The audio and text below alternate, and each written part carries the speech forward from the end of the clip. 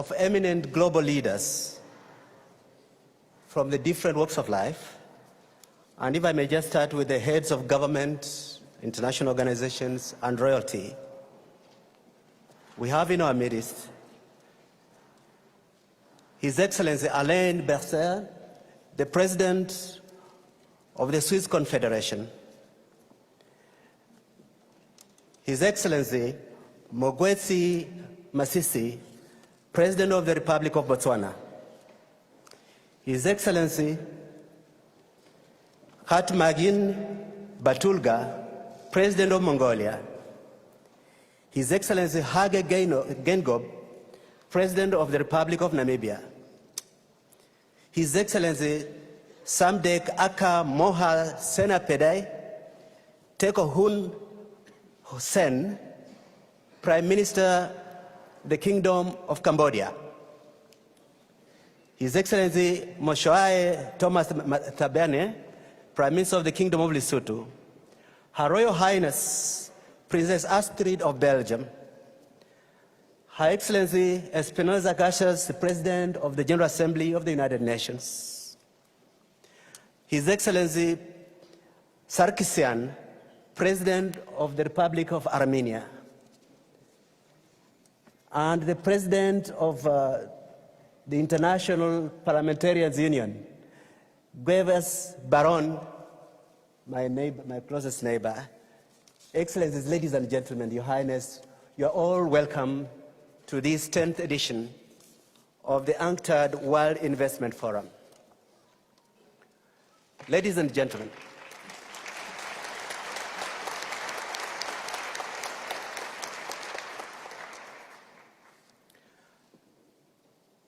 as I welcome you to the Palais des Nations for the 2018 World Investment Forum, now marking our 10th anniversary,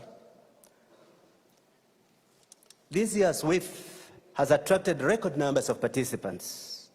More than 6,000 participants, more than a dozen heads of state and government, more ministers from more than 50 countries, more than 50 CEOs of large international companies, thousands of representatives of the private sector, from stocks exchanges, institutional investors, sovereign wealth funds, impact investors, investment promotion agencies, accounting experts, entrepreneurs, the list goes on, and partners from across the spectrum beyond the private sector, governments, United Nations organizations, other multilateral and regional organizations, development banks, academia, representatives of youth, representatives of civil society. Over the past 3 years, since the triple promise of 2015, made by global leaders in Addis, New York, and Paris, and indeed echoed in other capitals of the world, we in the United Nations system have been loudly calling for closer engagement with the private sector to further the most ambitious development agenda ever made by man and woman. Many of us have talked a lot about the importance of private sector participation in fulfilling the missing trillions in SDG annual financing shortfalls. Many of us at these meetings continue to talk to ourselves about engagement. But the entrepreneur, the private sector, civil societies have not been in the fora where we're talking these things. But I am humbled today to see here in Geneva the thousands of business leaders coming together with politicians, thought leaders, visionaries to walk the talk and how to scale up private investment in the SDGs. We at UNCTAD are very proud of this record turnout and growing strength of our World Investment Forum as the premier multilateral platform for bridging the investment and development divides. UNCTAD's convening power, as part of the UN convening power, has established this forum to facilitate high-level dialogue between government heads and corporate leaders, academic experts and civil society leaders. The remarkable profile and turnout of this year's World Investment Forum bears witness to this critical need for global platform to tackle investment in sustainable development. There is a simple and urgent reason why so many of you have convened here with us this week. Today, just 10 years after the World Investment Forum first began promoting solutions for better mobilization of resources at an UNCTAD conference in Accra, Ghana, the global investment landscape is being remade before our very eyes, and the development agenda is more at risk than it has been for a generation. Today, just 10 years after the global financial crisis began to alter the global economic landscape, and 3 years into the most ambitious development agenda ever, the demand for tangible actions to channel investment into sustainable development for progress is greater than ever before. 10 years after the crisis, FDI flows still have not returned to their pre-crisis levels. FDI was down again last year, and our latest figures for the first half of 2018 suggest a continued decline this year. On the brighter side, we have seen a slight uptick in planned greenfield investments, for example in Africa, but for much of the last decade, we have seen largely an investment landscape driven by a consolidation and repatriation of profits through mergers and acquisition activities, rather than productive investment that can deliver sustainable development, particularly in the countries and sectors most in need. This year, our World Investment Report provided some of the thoughtful stock-taking of the last 10 years of change in the landscape of investment, showing how global production networks are shortening and shifting. The return to international investment has been declining, and the rate of expansion of global value chains has slowed. Faced with technological innovations and the new so-called Fourth Industrial Revolution, international production is shifting gradually from tangible cross-border production networks to intangible value chains. The uncertainties and disruption of this medium-term shift in the global investment landscape, which has been underway over this first decade of the World Investment Forum's existence, has in the past 2 years been compounded by the more immediate threat of declining trust in globalization and in global institutions particularly. Some point to the resurgence in populist and nativist politics as a response to those middle classes who have been left behind by globalization, mainly in the richer countries. But mounting trade war of the past year suggests we may be in fact witness a new geopolitical struggle for leadership at the global technology frontier. Indeed, over the past 10 years, more than 100 countries have taken industrial policy actions, often with the goal of harnessing the technological changes underway in the world economy today. Faced with these major challenges, and faced with the most uncertainty in the global economy than we have seen since this forum was founded, at the outbreak of the financial crisis, this year's WIF must achieve more than talk. The stakes today are just too high. Concrete policies, strategies, and solutions must be forged here across the wide spectrum of investment issues: international investment agreements, investment promotion and business facilitation, capital markets, intellectual property, entrepreneurship, the digital economy, and accounting standards. We seek new solutions for driving more and better investment into the countries and sectors that need it most.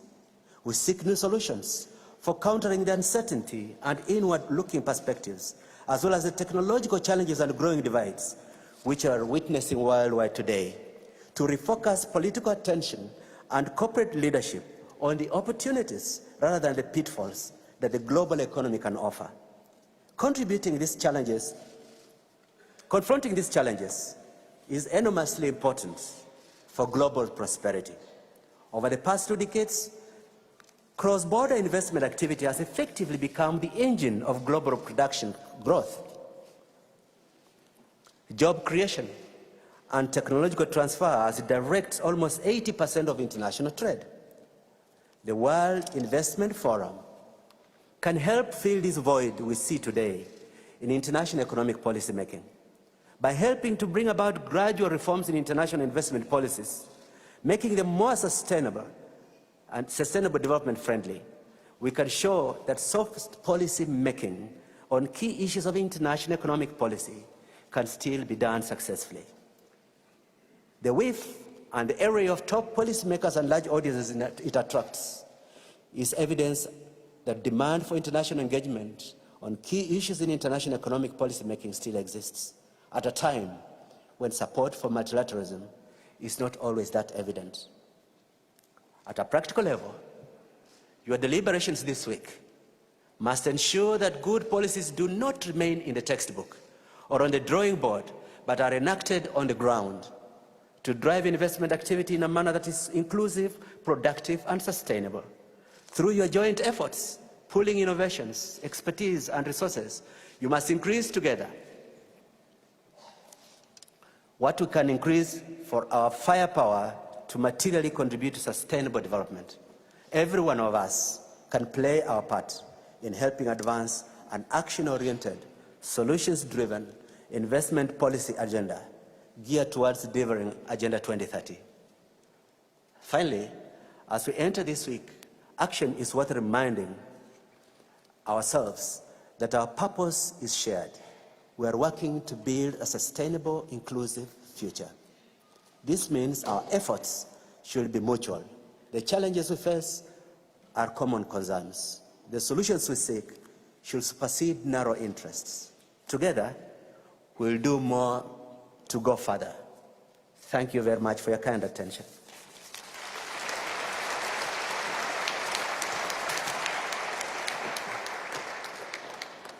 I thank the UNCTAD Secretary General, Dr. Kitui, for his opening statement.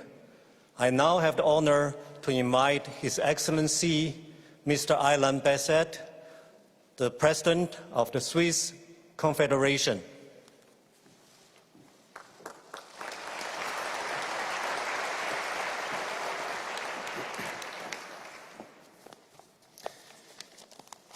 Messieurs les Présidents et chefs d'État, Mr. President, Your Royal Highness, Mr. President of the UN General Assembly, Director General of UNOC, Secretary General of UNCTAD, Excellencies, ladies and gentlemen. On behalf of the Swiss government, I would like to extend a very warm welcome to all of you here in Geneva, and I'd like to thank the organizers for this 10th World Investment Forum. And I'd like to especially thank the Secretary General of UNCTAD, Mr. Mukisa Kitui, for inviting me to be here. The Swiss Confederation is very proud to be hosting this World Investment Forum here in Geneva, the biggest world meeting related to the elaboration of investment-related policies. The presence of the international community in Geneva is something that we hold close to our hearts, and Switzerland is very committed to this and also committed to work closely with international organizations. Now, to bring governments, NGOs, universities, and other representatives of civil society to promote an economy of sustainable development is a challenge, especially in the world today. And Switzerland has been playing a leading role in this work by promulgating a plan of action for private investments aimed at serving the sustainable development goals. And this World Investment Forum is indeed related to the further development of this plan to mobilize international financial markets and the resources available, and then to invest them in key sectors. Now, ladies and gentlemen, today we do have to realize more than ever before that sustainable development is necessary, and we have to look at this challenge together. We have to deal with this together. It concerns all of us and I'm talking about globalization, the questions of inequality, wars, internal conflicts. I also have in mind migratory flows, and of course climate change. I think about the questions of health or the health crisis and also the digital revolution. And these challenges are becoming more and more important. And we do realize that no single country can deal with these challenges without cooperating with other countries. But at the same time, what we are seeing is the rise of nationalism reflected in national policies that is accompanied with mistrust towards multilateralism, free trade, and cooperation between countries. And this reflects the great paradox of our times, the need for greater cooperation to overcome the challenges that we're facing, but also this nationalist movement. And this is very complex, and this is even dangerous, and we should tirelessly continue to promote international cooperation. And I'm deeply convinced that only cooperation and international cohesion will help us preserve peace, stable international relations, and offer a better economic future for certain parts of the world. And if this trend for weakening multilateralism continues, then this will indeed affect the poorest of us all, and the most fragile economies will suffer first. And in light of this possibility, it is our responsibility, our joint responsibility in developed countries and growing economies to avoid this result and associate the poorest of the population to the prosperity generated by the world economy. But nothing is fully done until it's done, because we realize that FDI has dropped 23% in 2017, and indeed this is a negative trend, a source of long-term concern for decision makers throughout the world, especially in developing countries where international investment is crucial in ensuring sustainable industrial development. And in this context, indeed in this particular context, it is important, Excellencies, ladies and gentlemen, to benefit from an international situation that will be favorable to investment, open investment, and to have investment policies that are transparent and non-discriminatory. In the fourth industrial revolution, or what some call the fourth industrial revolution, something related to new technologies and robotization, is indeed something that is very promising for sustainable development, but we should make sure that it doesn't create further inequalities.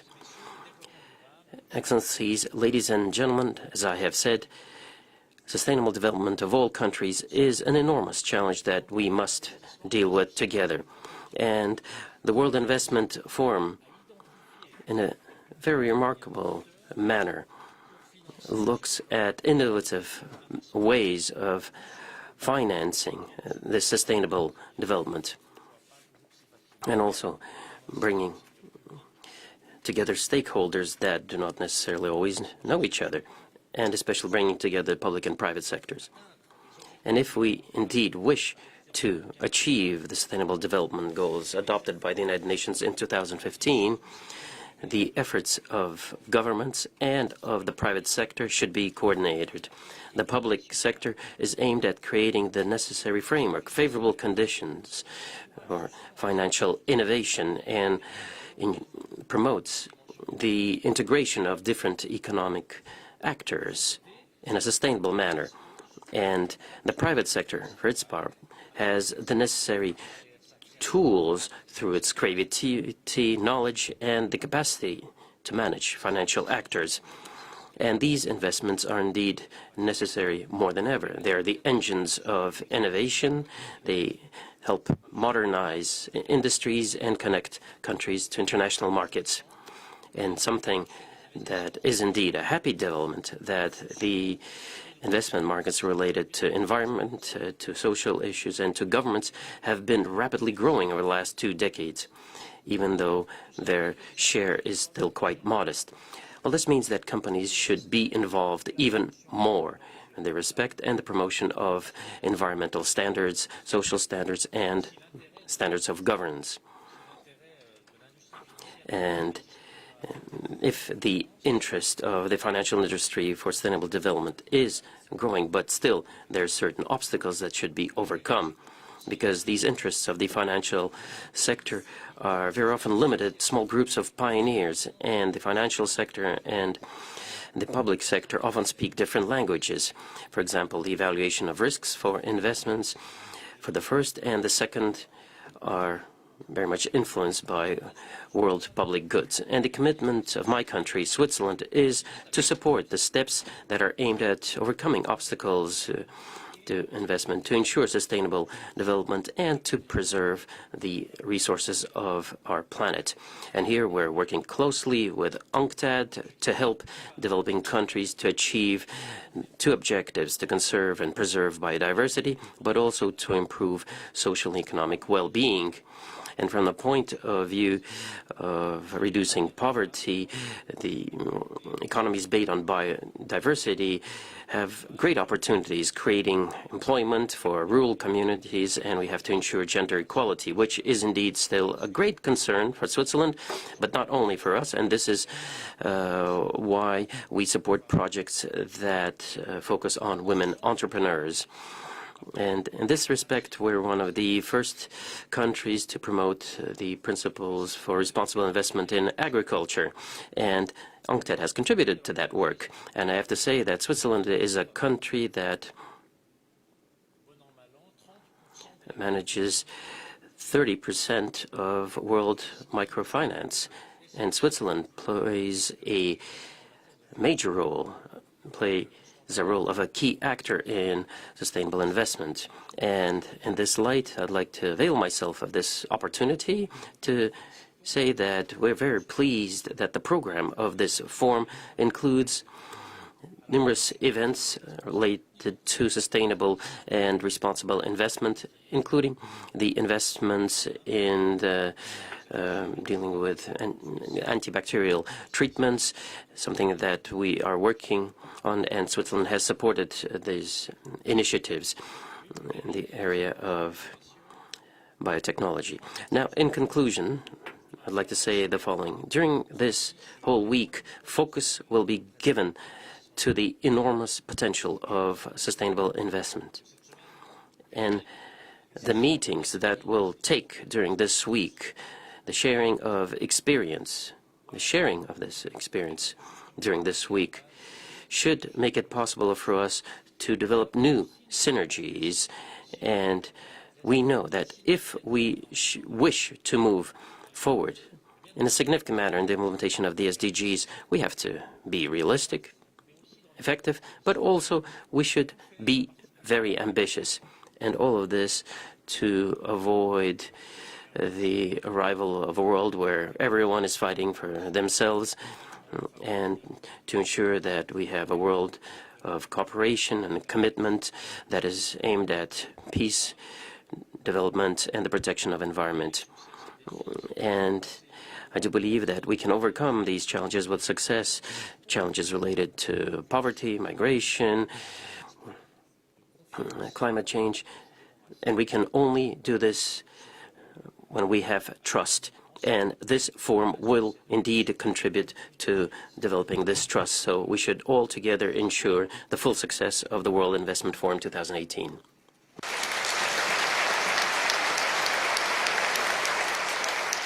I thank His Excellency, President of the Swiss Confederation here, President of the General Assembly of the United Nations, to address the forum.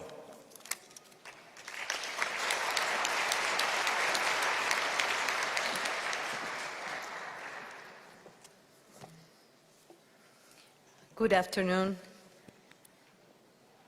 Your Highness, Princess of Belgium, Your Excellency, President Berset from the Swiss Confederation, esteemed heads of state and government, Mr. Kitui, Secretary General UNCTAD, dear friend Michael Muller, Director of the UN Office in Geneva, Excellencies, distinguished panelists, ladies and gentlemen. It is an honor to be here for the 10th anniversary of the World Investment Forum. This year's event is particularly important. We live in a world experiencing transformation in all facets of human life, including the impact of automation, digitization, and financial derivatives on the real economy. We are also in a period that is regrettably marked by uncertainty and characterized by uneven development, protectionism, and isolationism. Our challenge, therefore, is to ensure that all of us work together, that is, governments, companies, workers, civil society, academia alike. Together we can demonstrate the importance and utility of multilateralism. And we can do this by decisions and actions that enable the world to deliver on the Sustainable Development Goals and build a fairer, more equitable world. It is clear that in the even more interdependent world of today, we need more cooperation to solve the global problems that affect all of us on this planet. Thus, my call for global leadership and shared responsibilities.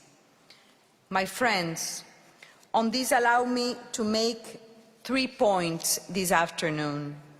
First, I would underscore the important role of the private sector in delivering Agenda 2030 for sustainable development. Second, I would emphasize that empowering women and youth is key to economic development and ensuring peace and security.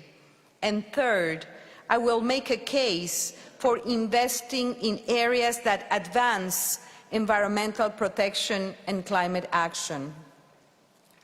First, let me be clear. We have a moral obligation to protect and advance the rights of billions of people around the world. As it is, approximately 10% of the world's population continue to live on less than $1.90 per day. This is simply unacceptable.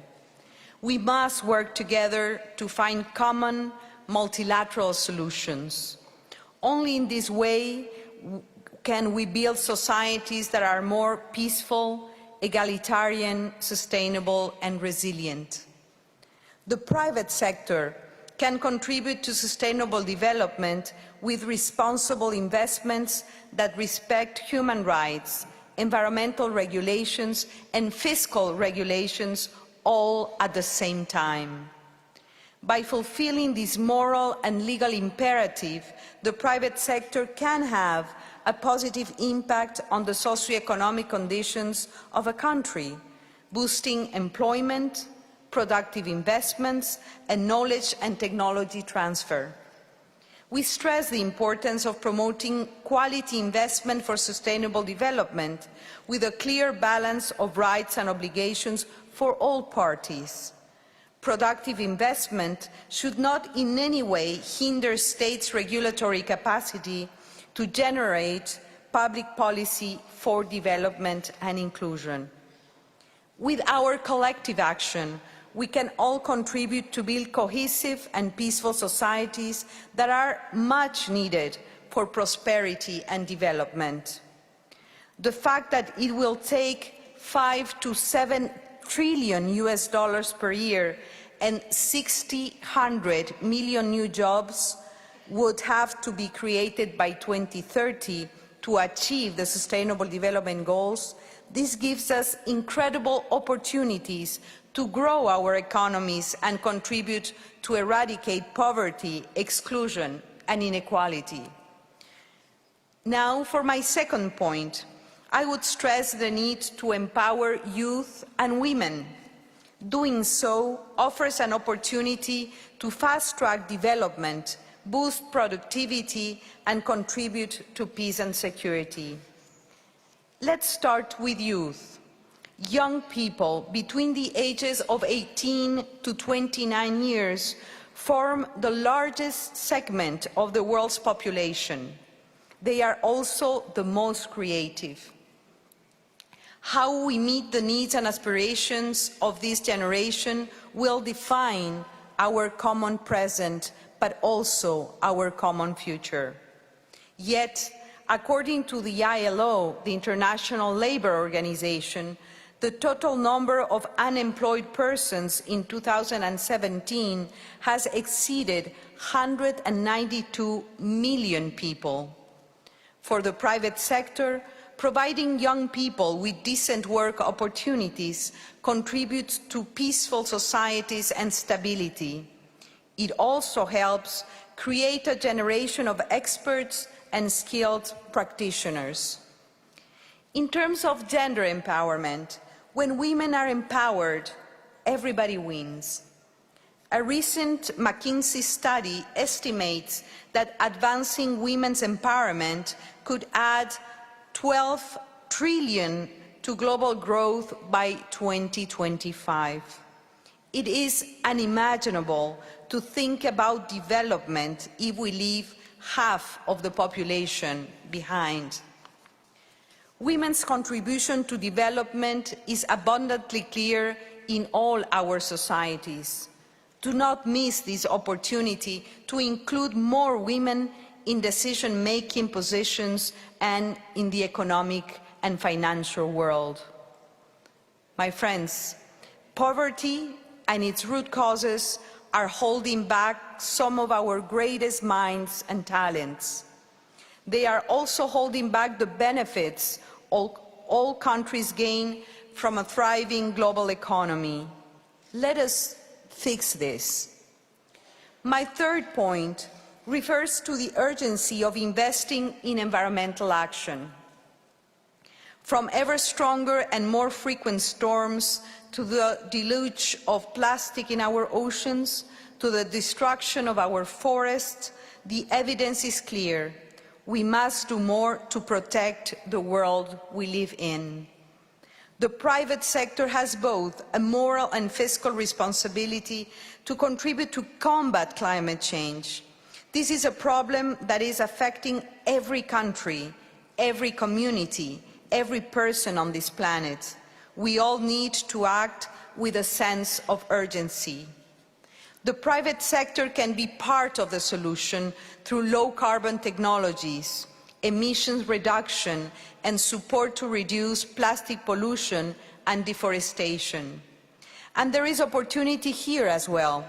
The private sector serves as the engine of technological innovation as we continue our transition towards sustainable energy. These innovations are not only significant profits, but are changing the lives of billions of people, literally energizing progress across the Sustainable Development Goals. We need more of this, more creativity, more innovation, and more courage to thread into new frontier technologies. Colleagues, Excellencies, the current investment gap in developing countries stands at approximately $2.5 trillion. There is only so much that the public sector can provide. The private sector must play a role in advancing the development agenda. Over the next few days at this forum, I encourage you to devise solution-oriented ideas and approaches that are mutually beneficial for investors and nations alike. Through my presidency, I consistently and passionately advocate for multilateralism and for cooperation. It is only through global leadership, shared responsibility and collective action that we address challenging issues and seize timely opportunities. Let me conclude by emphasizing our common interests as political leaders and business leaders. Inclusion and equality are preconditions for stable and thriving societies. Stability and skilled workforces are equally vital for robust markets and businesses to thrive. The SDGs must therefore be an essential consideration for business decisions as they are for public policy. As Amanda Mahindra, Chairman and Managing Director of Mahindra & Mahindra, stated at Davos, the opportunity to raise the quality of life is the biggest business opportunity going. Thank you for your attention.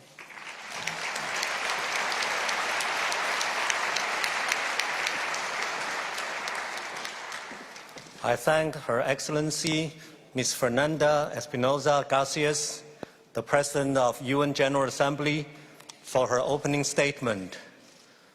We have received a video message from Ms. Amina Mohammed, the Deputy Secretary General of the United Nations. I would like to show you that video message.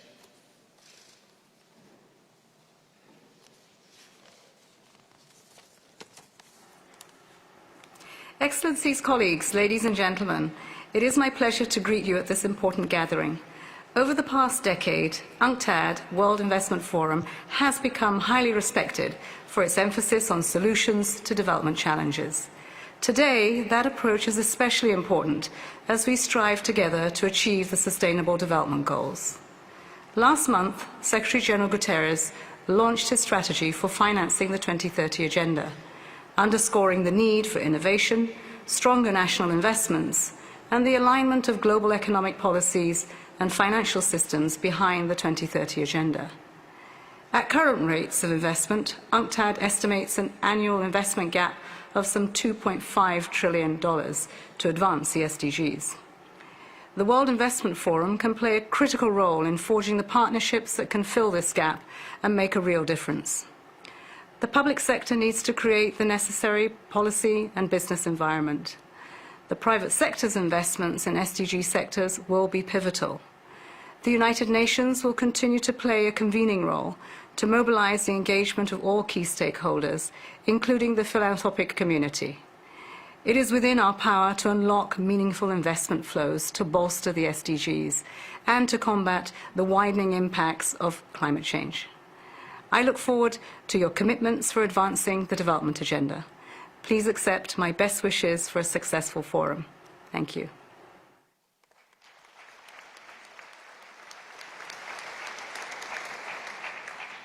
I now have the honor to invite Mr. Michael Moeller, the Director General of the United Nations Office at Geneva, to address the forum.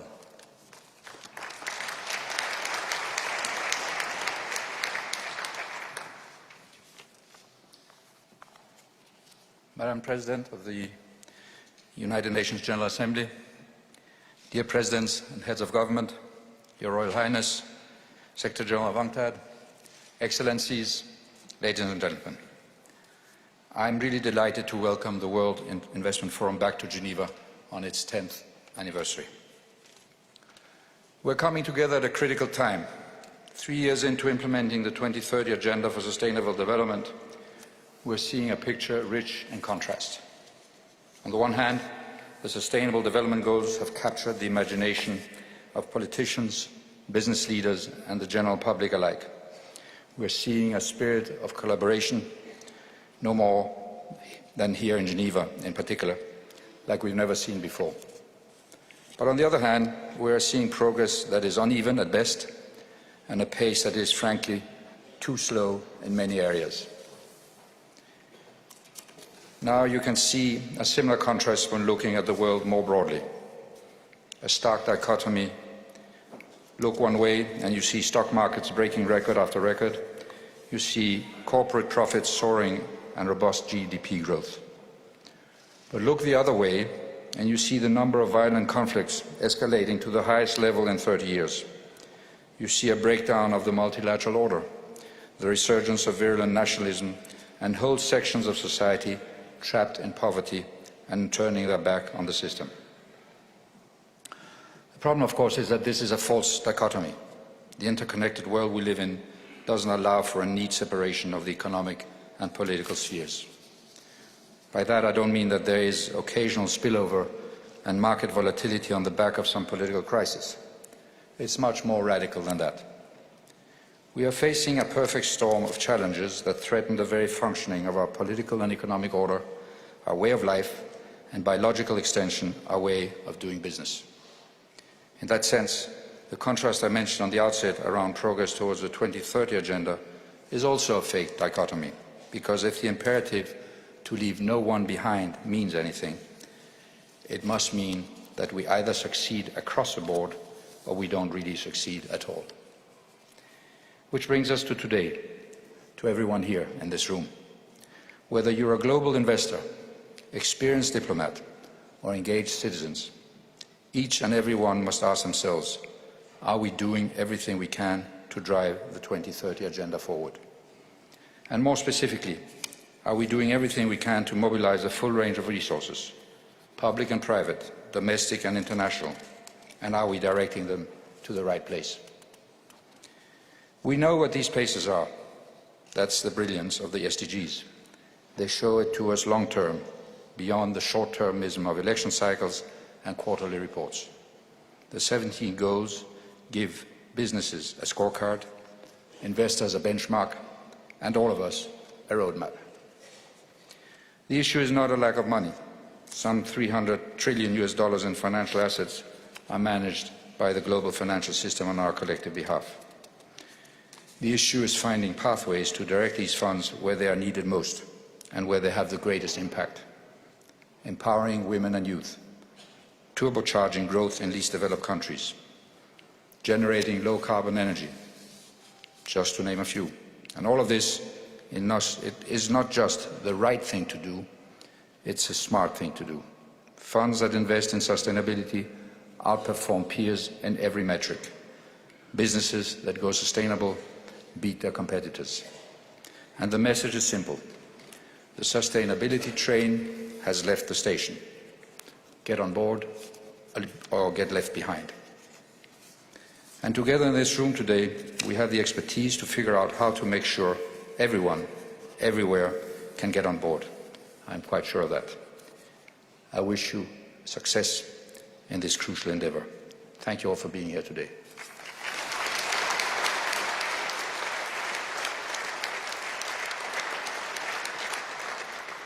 I thank Mr. Michael Moeller, Director General of the United Nations Office at Geneva, for his opening statement. I now have the honor to invite Ms. Gabriela Cuevas Barron, the President of Inter-Parliamentary Union, to address the forum.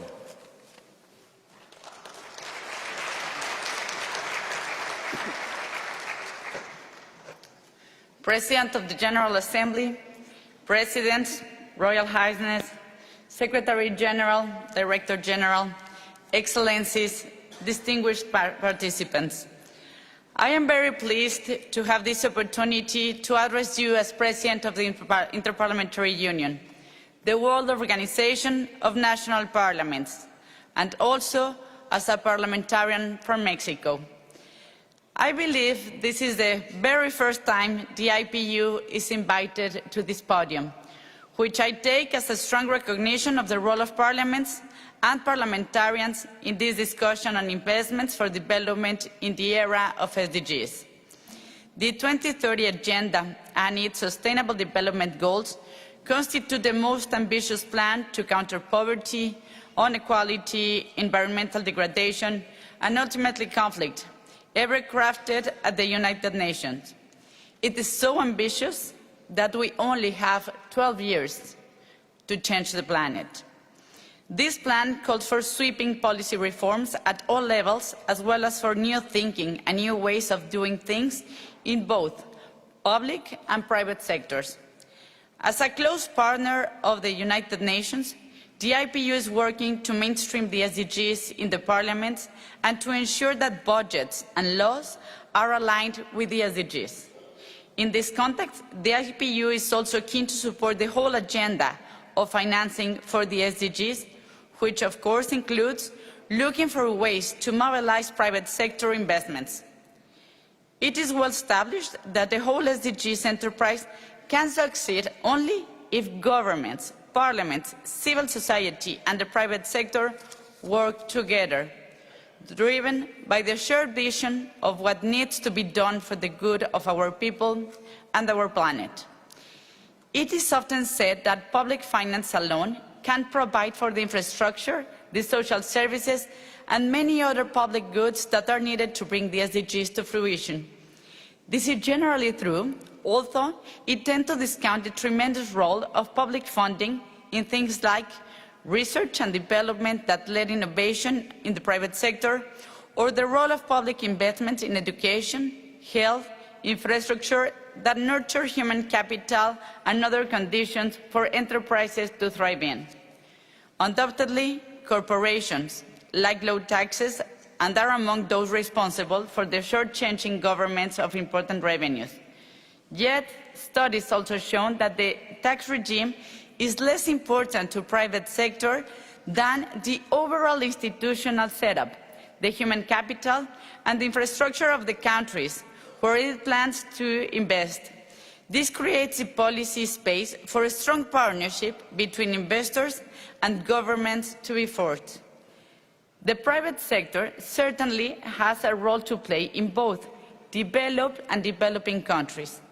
Enterprises can invest more and better, particularly in terms of labor and environmental standards, and into all kinds of innovative products that improve people's lives and the quality of the environment. Just think of the market potential of solar panels and battery rechargers that can work off-grid and can be made at low cost. Hundreds of millions of people currently living by candlelight or coal-burning ovens in remote areas would benefit at the same time as producers make a reasonable return. I commend those investors here who have seen the SDGs not only as a challenge, but an opportunity to marry profit-making with the Sustainable Development Agenda.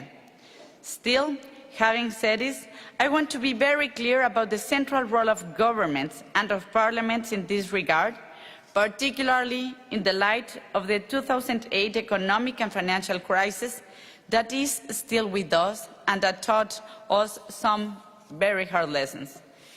SDGs compatible private investments will not happen automatically and to the scale we need without strong government leadership and parliamentary oversight. Voluntary standards and initiatives can only go so far in placing the SDGs at the heart of private sector decisions. Government and parliaments must set their rules through legislation that provide an enabling environment for enterprises to thrive in ways that contribute effectively to human well-being. This means, first and foremost, installing rules to restrain the current financiation of the economy, which promotes short-term profit-making and speculation instead of long-term investment in the real economy of producers and consumers. When it is so much easier to make money from money, why should one bother to invest in the real economy where risks are higher and profit margins lower? Investments everywhere, but particularly in developing countries, will not have the impact we want if their time horizon remains as short as it is today. We need more investors to engage for the long term and with the good of the country in which they invest foremost on their minds. For too long, developing countries were told not to bother with policies that would establish clear objectives for their industrial development. focus on infant industries that might become winners in the marketplace, and establish rules for foreign investors to make sure that source goods and services locally, spurring the domestic private sector. For too long, governments have understood this agenda of private sector investment as one entailing to deregulating of finance as the fuel for private sector investment, and of privatization of public assets on grounds that markets driven by individual, competing interests who known better as should not be interfered with. If we are serious about investing with the SDGs in mind, we need to go back to basics and recognize that we need smart regulation and strong institutional frameworks to enable the private sector to flourish. This includes, for example, demanding more than corporate social responsibility, but also corporate accountability to the communities in which they operate and to consumers and citizens more broadly. It includes law to uphold workers' rights, such as the right to unionize, and to counter the current wave toward more precarious, informal and stable working conditions. And it might include a whole host of other measures directly into the financial sector, such as tax on international financial transactions calibrated to deter short-term speculative movements. To further steer the private sector toward the SDGs, we can also change the rules of public procurement. Government spends some 15 to 20% of GDP hiring private companies to provide services and infrastructure. Tightening the labor and environmental standards that these companies must follow can generate a ripple effect throughout the private sector to push competition to the top. As the World Bank notes, large firms dominate the global economy, and 10% of all companies generate 80% of all profits. This concentration of market power is a problem globally, but it is worse in many developing countries where industry is still undeveloped and governments lack the technical capacity or the political stamina to negotiate strong investment and competition rules to protect the domestic sector. Of course, as parliamentarians, we need to address many important issues. Transparency is a mandate. If we really want to build trust for investments, we need to underline transparency in all our processes. Of course, trade is a very important trigger for investments and development. And of course, underlining what the President of the General Assembly said, financial and economic inclusion of women is also a mandate. Last but not least, a particular area of concern for the IPU is the whole question of private-public partnerships on which so much hope is being placed today. Excellencies, in closing, let me reiterate our strong commitment as parliamentarians to work with the United Nations and all stakeholders, including those in the private sector, in the implementation of this agenda. To be clear, parliamentarians have a huge responsibility here. First, our duty of representation. Parliament is the place where the competing interests of society must be heard and reconciled into a common agenda all people, including the most marginalized, can benefit from. Second, legislation. There is taxes, budgets, subsidies, incentives, transparency, rules. In one word, certainty. For all, for public, private, social sectors. The IPU works to strengthen parliaments so they are more open, inclusive and transparent. This, I believe, will help us to support the vision for a more proactive public policy to mobilize the private sector that I just underlined. We have only 12 years to change the world. To borrow from a famous saying, in the age of SDGs, there is no I, you or them anymore. There is only us.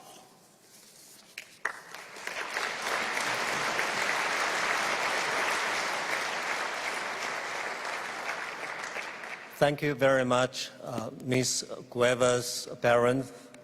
President of Inter-Parliamentary Union, for her statement from the perspective of the lawmakers worldwide.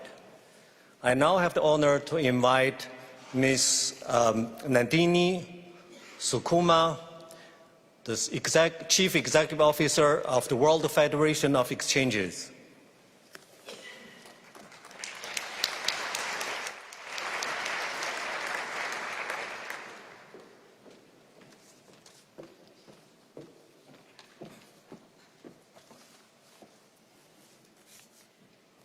Good afternoon, distinguished fellow panelists and audience, whom I see some of my members here. It's a pleasure to be here representing industry at the opening reception of the World Investment Forum 2018, a key marker and milestone in our achievement of the discourse around these issues. The World Federation of Exchanges is the global trade group for exchanges and clearinghouses. We represent more than 200 exchange groups and CCPs around the world. Our exchanges are home to nearly 45,000 listed companies, and the market capitalization of these entities is over $82.5 trillion US. Around 82 trillion in trading annually passes through the infrastructures that WFE members safeguard. Exchanges also seek to promote the development of small and medium enterprise. At the end of 2017, there were 6,800 companies approximately listed on 33 SME markets with a total market capitalization of around 1.3 trillion US. Over 12,000 companies have listed on these markets over their lifetime, raising a combined 251 billion US. Our members, the exchanges, are both local and global. They operate the full continuum of markets in both developed and emerging markets. And we are representative, more broadly, of the markets that we safeguard. Of our members, 36.8% are in Asia-Pacific, 43% in EMEA, and 21% in the Americas. And the number of countries with the stock exchange has grown dramatically over the past 40 years, from just over 50 in 1975 to over 160 in 2015. This increase is partly attributable to a growing consensus about the role of stock exchanges in promoting economic development, the reason all of us are here today, and also partly to a growing consensus about sustainable economic development, and that is something, again, all of us here today are concerned with. Our members sit at the junction of the political, financial, and the real economy. Well-functioning exchanges enable economic growth and development by facilitating the mobilization of financial resources, by bringing together those who need capital to innovate and grow with those who have resource to invest. They do this within an environment that is regulated, secure, transparent, and equitable. Exchanges also seek to promote good corporate governance among their listed companies, encouraging transparency, accountability, and respect for the rights of shareholders and key stakeholders, such as all of you in this room today. Now, turning to sustainable development, UNCTAD estimates that 5 trillion US to 7 trillion a year annually will be needed to realize the Sustainable Development Goals by 2030. This includes investments in infrastructure, clean energy, agriculture, water, and sanitation. While government financing remains critically important, much of this capital will need to be provided by the private sector. If executed well, there is also the potential for a strong return on investment. For example, the Business and Sustainable Development Commission has estimated that if the Sustainable Development Goals, if met, have the potential to facilitate an estimated 12 trillion US in market opportunities in 4 economic systems: food and agriculture, cities, energy and materials, and health and well-being. In the November 2017 UN Environment World Bank Group Roadmap for a Sustainable Financial System, the authors wrote, "Sustainable growth will be one of the greatest challenges of the 21st century," and also that the full potential of the financial system needs to be harnessed to serve as an engine in the global economy's transition towards sustainable development. Exchanges are already playing a role in enhancing the availability of sustainable finance and addressing that financing gap.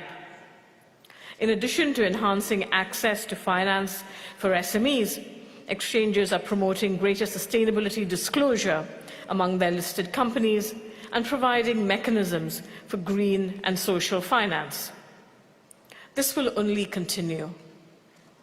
On Tuesday afternoon here, we have a session dedicated to the role of exchanges in promoting sustainable finance, and on Wednesday afternoon, we are exploring the role of commodity derivatives markets in promoting sustainability. Last year, the WFE and UNCTAD wrote a joint report. We titled it very simply, "The Role of Stock Exchanges in Fostering Economic Growth and Sustainable Development." Together, in that report, we ended, "The mobilization of finance is central to what exchanges do, and the existence of well-functioning exchanges can therefore contribute to economic growth and development. There are also opportunities, which many exchanges have already identified, to build on this financing function to enhance SME access to finance and to enable the mobilization of capital to address significant long-term sustainability challenges." So now, in conclusion, let me make a call for action to all of us in this room. Together, exchange, investor, company, government, regulator, entrepreneur, together we can create that ecosystem and step confidently into the future. I look forward to hearing from all of you in the days ahead. Thank you.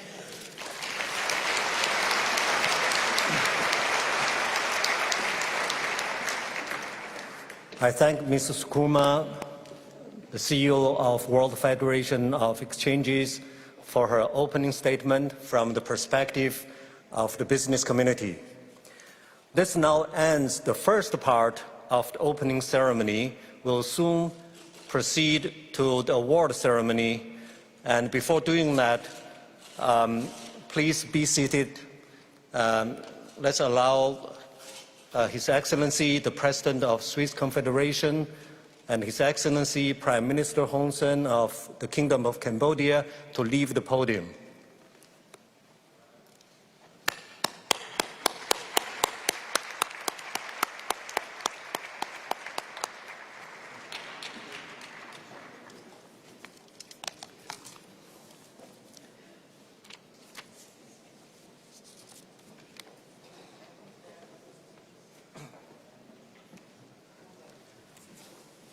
Please remain seated.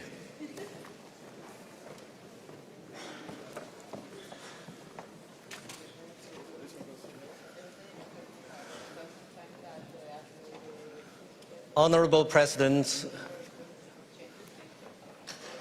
guests of honor, Excellencies, distinguished guests, ladies and gentlemen, it is my great pleasure to welcome you to this ceremony for the 2018 United Nations Award for Investment Promotion in Sustainable Development.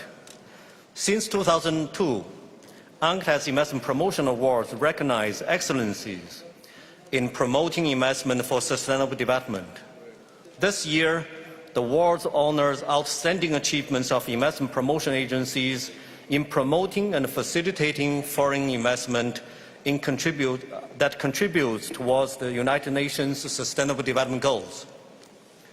According to the UNCTAD estimates, global investment needs for achieving the SDGs leading up to 2030 are in the order of $5 to $7 trillion per year.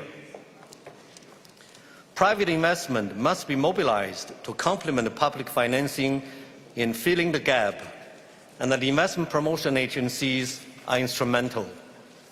For the UN Investment Promotion Awards 2018, 28 applicants were reviewed by an independent committee and 10 were shortlisted.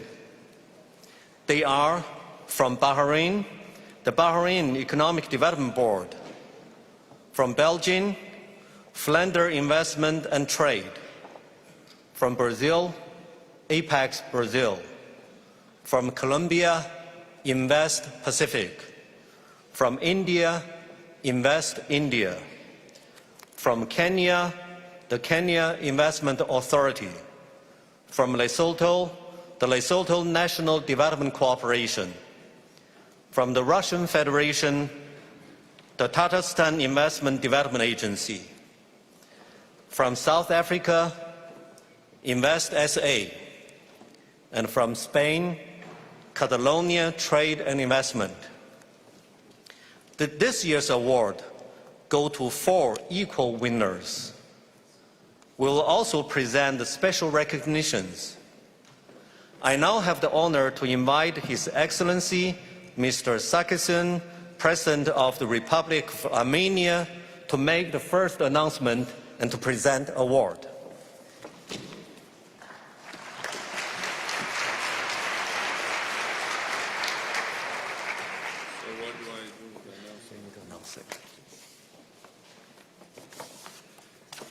And the first announcement and the award goes to a small country, India, to the company called Invest India.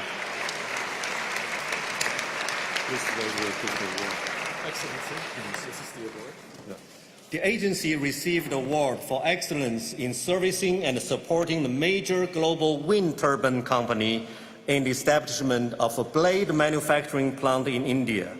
The company commits to the training of local staff and contribute to the production of 1 gigawatt renewable energy. Implementation of the project is expected to significantly reduce India's wind energy cost and create 4,000 jobs.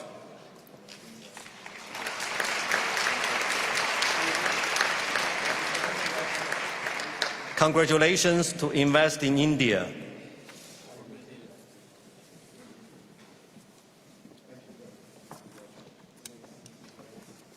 Thank you, Your Excellency.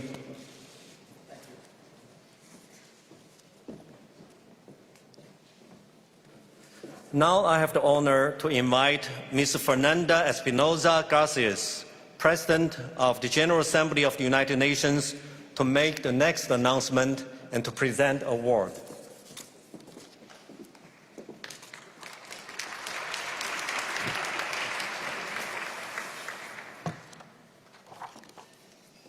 The next award goes to Invest from South Africa, yet another small country. Congratulations.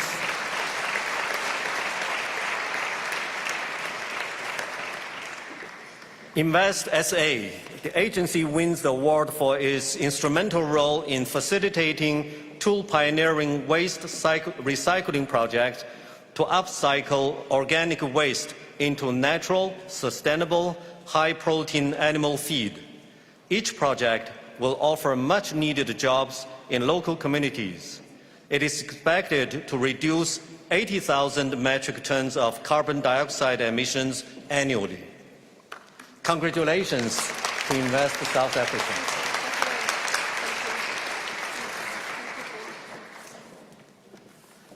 I now have the honor to invite His Excellency Mr. Masisi, President of the Republic of Botswana, to make the next announcement and present the award.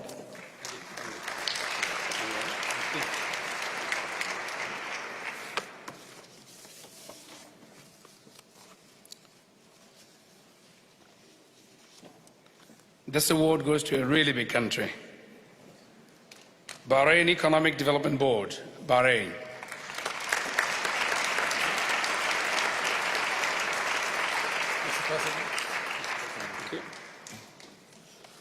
Bahrain Economic Development Board, is awarded for his role in attracting a large-scale regional data center which will provide cloud computer services in Bahrain and the neighboring countries. The investor plans to employ 10,000 data resolution architects and will support technology education in Bahrain and other countries in the Middle East. Congratulations.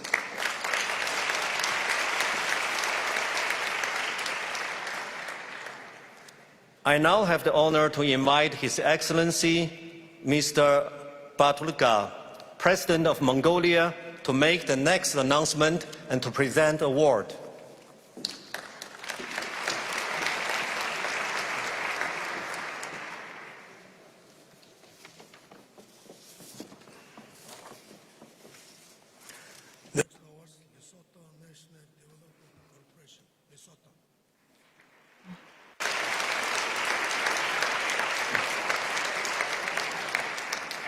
Lesotho National Development Corporation is receiving an award for a large horticulture investment project that will create 15,000 jobs. The agency has played a proactive role in securing the project and facilitating the partnership with joint financing by local and international private investors and an international development institution. Congratulations, Lesotho.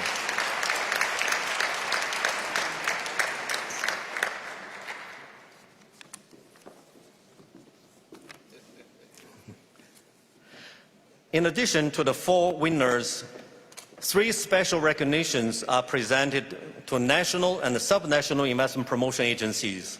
I now have the honor to invite Her Royal Highness Princess Astrid of Belgium to make the first announcement of the special recognition, a special recognition for promoting investment in sustainable development.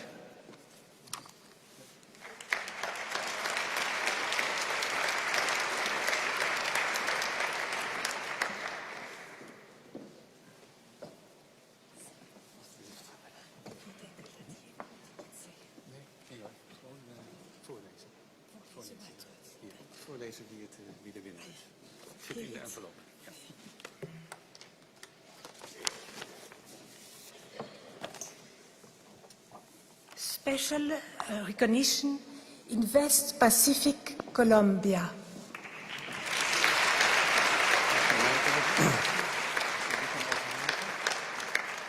In West Pacific from Colombia, the agency is recognized for targeting and attracting a seed investment project by a Peruvian company in the region affected by armed conflict. The project is kick-started sustainable economic development in the region by creating jobs, in particular for women, and economic opportunities for local farmers and business.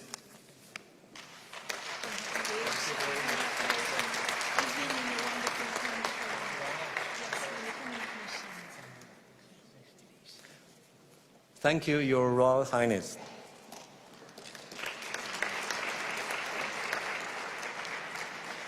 I now have the honor to invite His Excellency Mr. Gingob, President of the Republic of Namibia, to make the next announcement of a special recognition for promoting investment in sustainable development.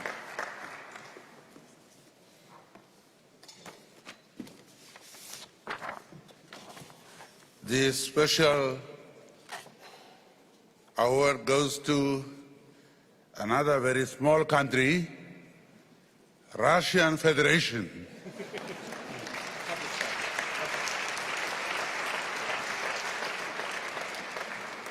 The investment promotion agency that won this award from Russia is called Tajikistan Investment Development Agency. It's a subnational investment promotion agency. The agency is recognized for its role in targeting and securing an American investment in advanced radiotherapy medical center through a public-private partnership.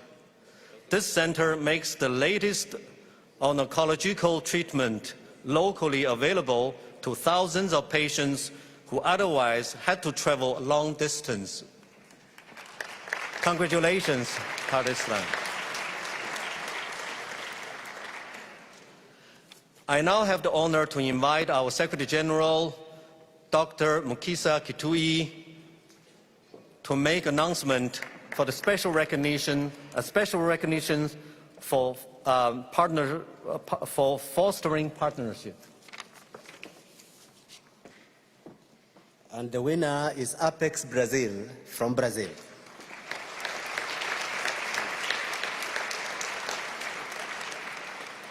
Apex Brazil, the agency is recognized for its efforts in initiating and facilitating strategic financial and technology partnership between foreign invested auto parts companies and the local suppliers.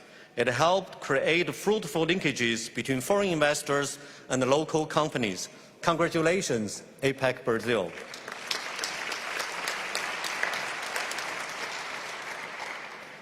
Ladies and gentlemen, let's congratulate the award winners for their commitment to promoting investment in sustainable development. I appeal all of you, all the stakeholders, to join UNCTAD in supporting their great efforts. Thank you.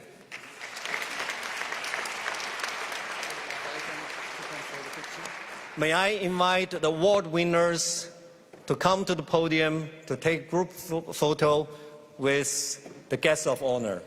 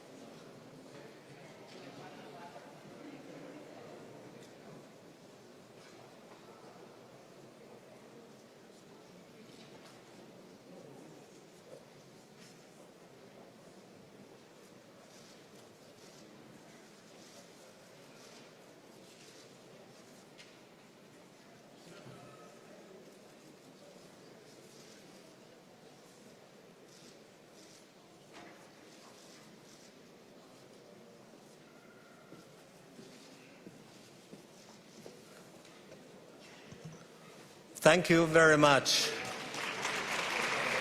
Congratulations again. Now this ends the opening ceremony of the World Investment Forum 2018. Yes, we now proceed to the summit session on the game changers. We'll first have the dialogue between our Secretary General and the humanoid Sophia. She's with us to have the dialogue with the Secretary General of UNCTAD. We'll start soon. Allow me now to introduce the moderator for this summit session. Your Excellencies and ladies and gentlemen, please be seated.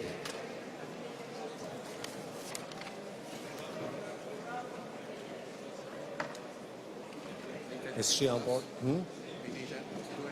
No, that's fine.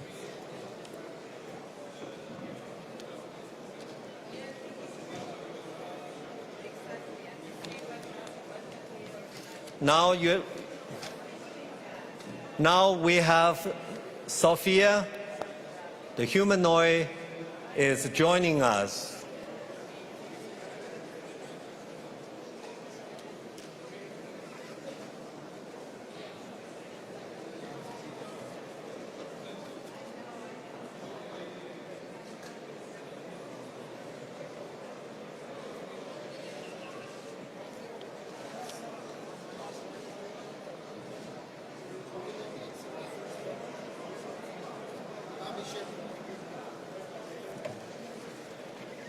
May I invite the panelists to come to the podium.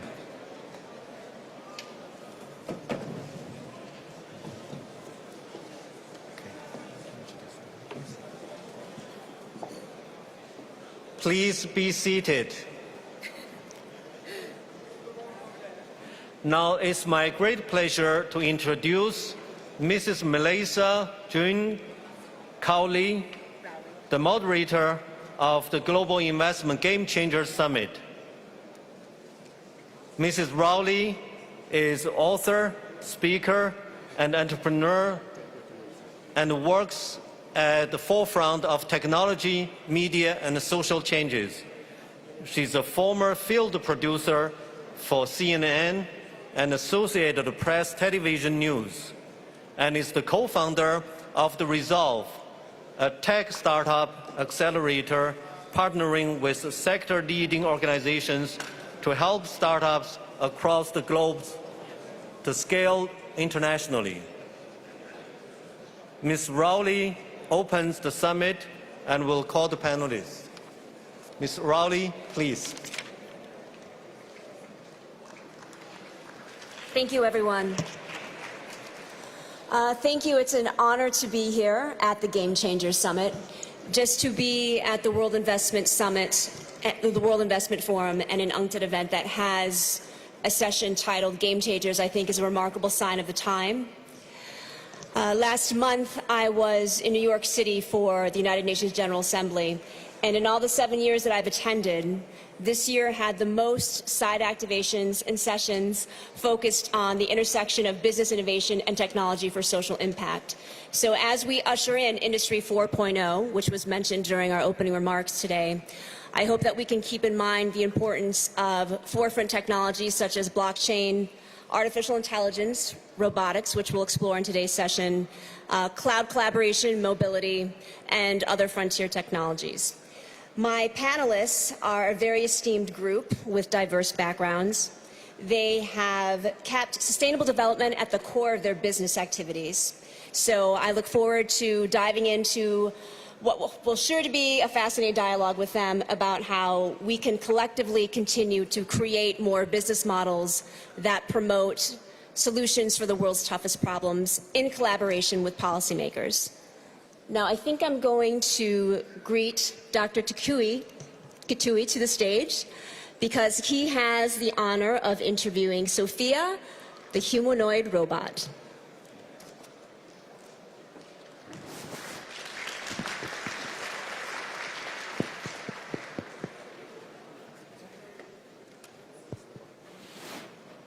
Well, thank you very much, Madam Moderator, members of the panel, thank you very much. Excellencies, ladies and gentlemen, Sophia is the first humanoid ever to be invited to a World Investment Forum. And if you allow me, over the next few minutes,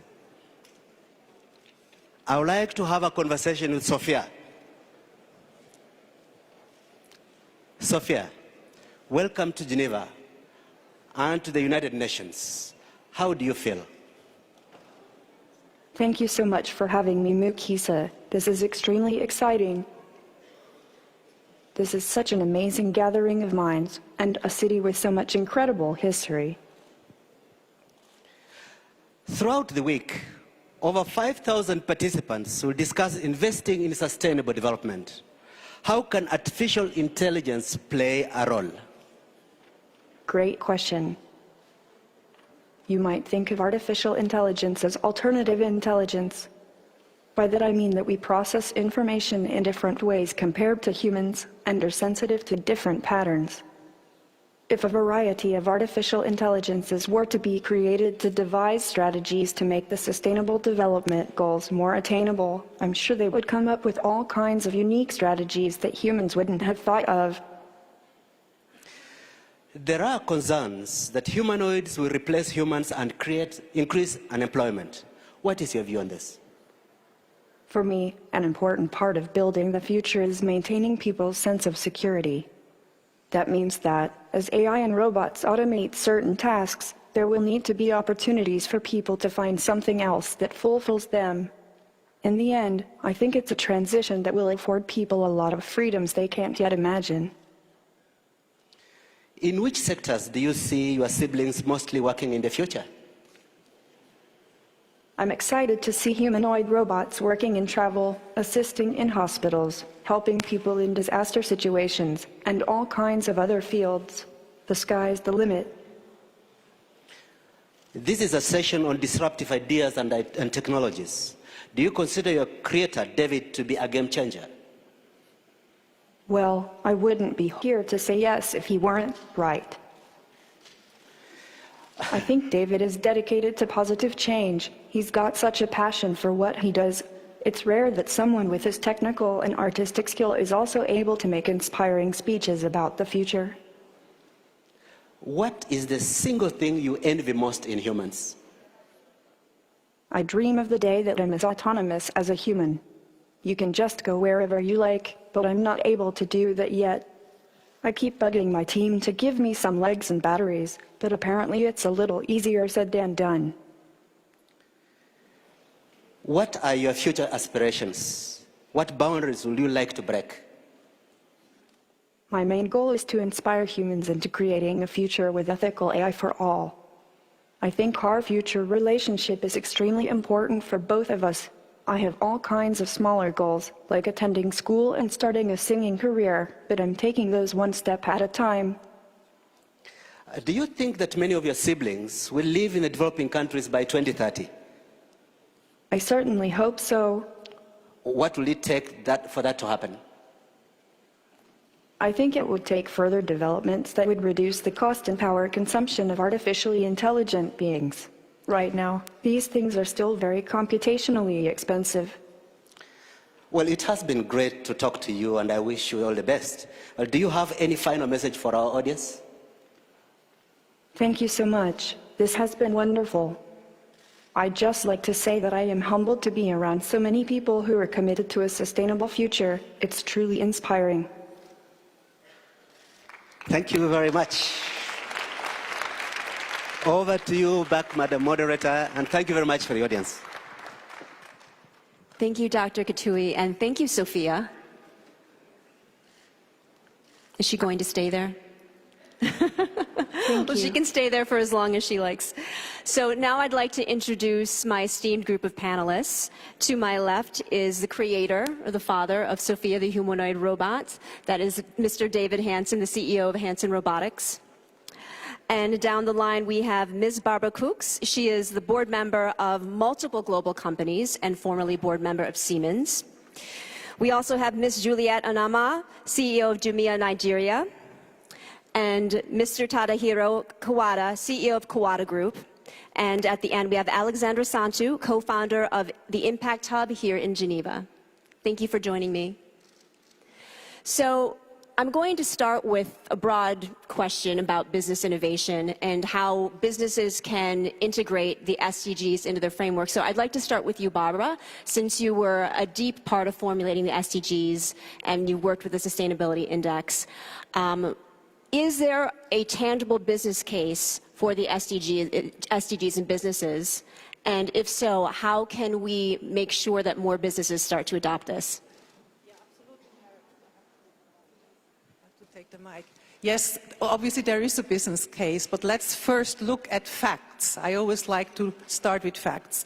We heard some weeks ago that in order to keep our planet green, we need to go to net zero emission. It means we have to take out 42 billion tons of carbon dioxide until 2050. This is a huge task. And obviously your hopes on industries are big, mine as well. But certainly this cannot be done by one constituency alone. We just heard it before. It needs a new global concert, a cooperation between governments, NGOs, entrepreneurs and industry. I think that without that, this task cannot simply not be done. But I've also come to Geneva today with sun, but also with good news. Because as a matter of fact, already today, 2/3 of the actual CO2 problem of our world can be solved, could be solved, with existing technologies. So it's in a way quite easy. You know, you can just use it. There's also a lot of financial resources there, and companies have clearly recognized the risks of not doing it, but also the opportunities. It's a big green tech market. It will double to some 5 trillion euros by 25, so it's also very big market opportunities. Now, how can companies get in there, and what's the business case? And obviously, especially large companies do many things already. Most of them have, a lot of activities across the board. They do sustainability reporting and so on. My experience with both companies, Philips first and then Siemens, and I was able to do that physically in those companies as an executive, was to really position this as a business opportunity.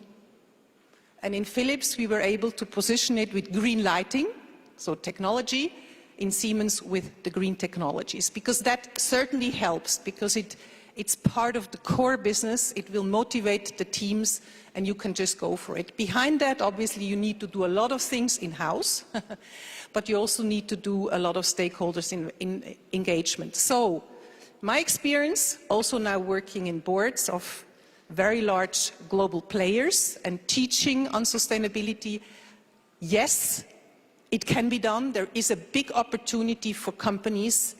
It has to be done with very clear leadership, with a clear strategy and prioritization, and obviously then with a very good turnaround. And last but not least, it is a business case, yes, because in Siemens, for instance, we were able to increase in 4 years the revenues from this business from 19 to 33 billion euro.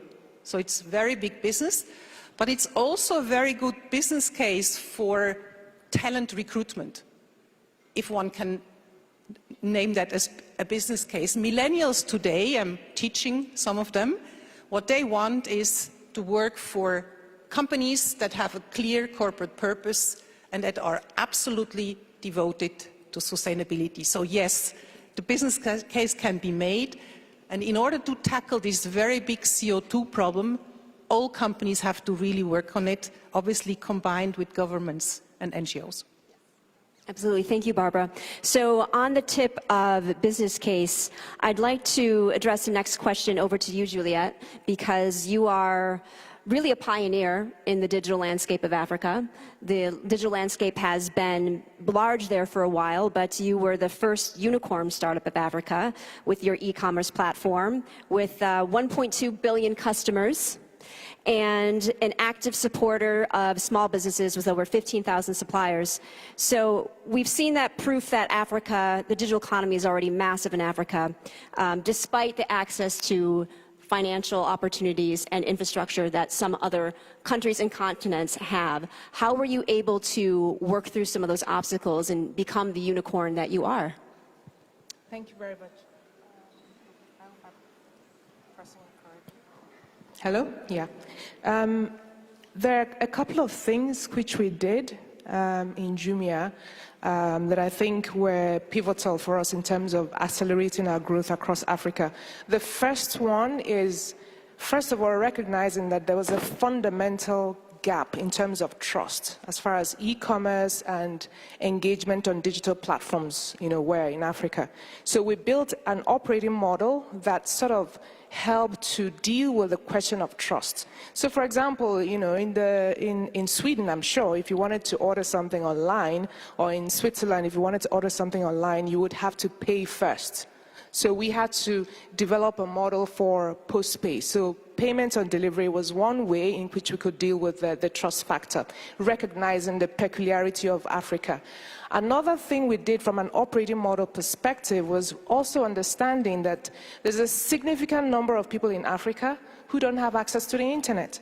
And therefore, we had to create an offline team that we call J-Force, short for Jumia Force. So these are commission agents. We have in a place like Nigeria, for example, probably have about 20,000 of these people. They have access to the internet. They can place orders on behalf of customers who are in rural areas who don't have access to the internet but do have a desire to order online.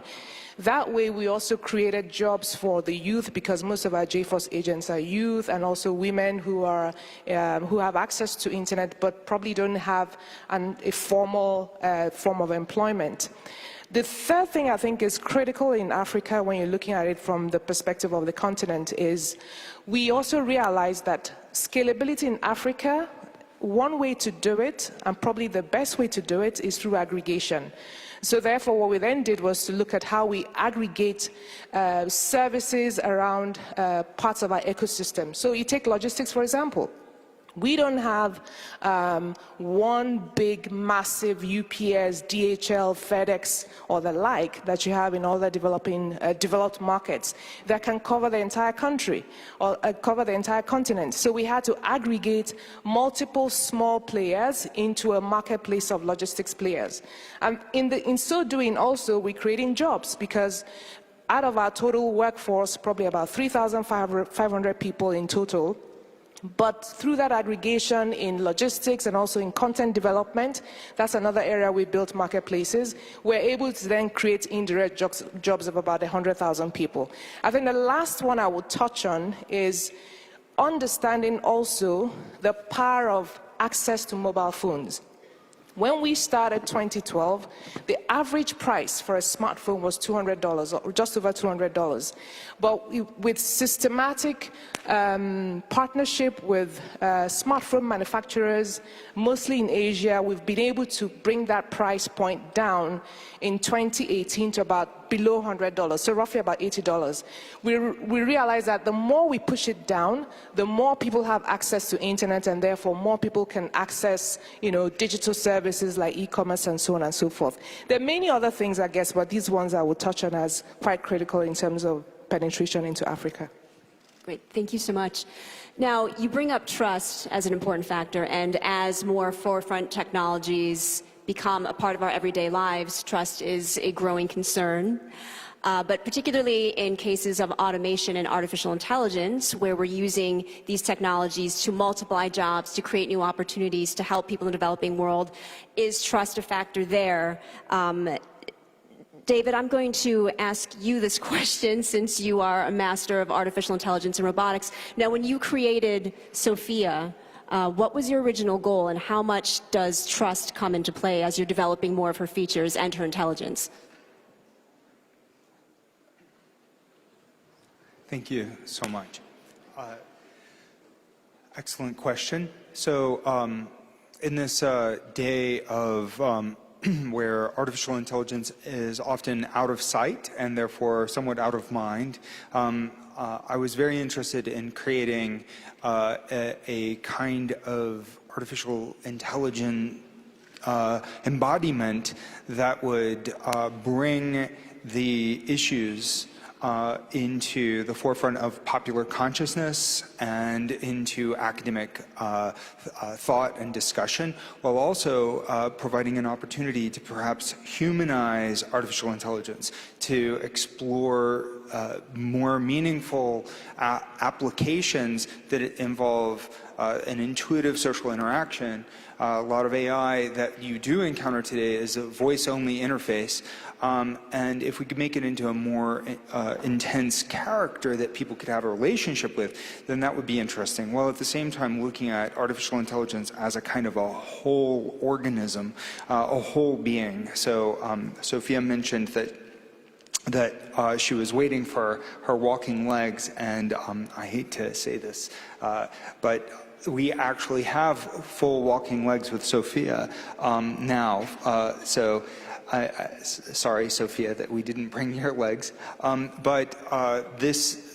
got 3 pair of walking legs using the DARPA Robotics Challenge Hubo legs. We've got new hands and arms that are more sophisticated than these. We've made many generations of Sophia robots. So as a platform for pursuing more human-like intelligence in machines, this is maybe the most exciting for me purpose. But then asking the questions: how will AI and robotics, intelligent robots in particular, impact society?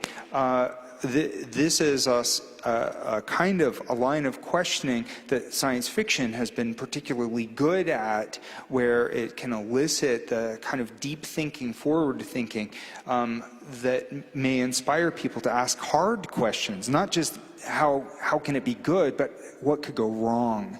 And by making a physically embodied science fiction medium, then that's one of the things we're looking at with Sophia and some of her smaller social robot consumer product sisters and brothers.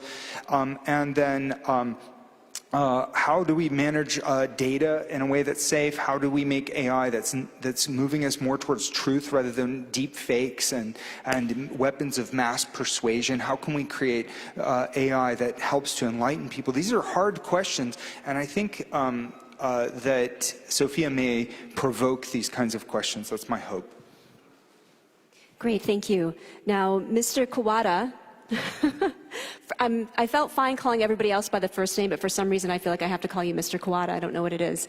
I take that as a compliment. So your business, the Kawada Group, has expanded to creating humanoid robotics as well, but you do a number of other things like general building and system construction, software development, civil engineering. What led you to expanding your business to creating humanoid robots? What's the importance of that for you? Well, thank you for the question. My name is Tadahiro, by the way. You can just call me Tadahiro. Yes, my company, my main business is civil engineering. We provide the big steel structures for bridges and high-rises and dome stadiums and such. And when and my father started aircraft division in our company, tried to have a different business away from construction. And the aircraft development, my background is aircraft, by the way. But unfortunately, with the about 30 years ago, when Japanese economy crashed and kind of stayed a long term of bad economy, my father put a stop to the aircraft development. So I have to think something else to keep my engineers employed, and that is when I took on many different types of engineering projects, aerospace, defense, games, what have you. And from that came a robot development for University of Tokyo back in 1999. So it was not that I was looking for a new thing, but I was very lucky to stumble into it. But I'm a believer in a human-shaped robot because it can be familiar to people that work or interact with it. I congratulate Dr. Hansen for this, Sophia. I met you maybe 10 years ago, and we talked a bit, but you've come a long way.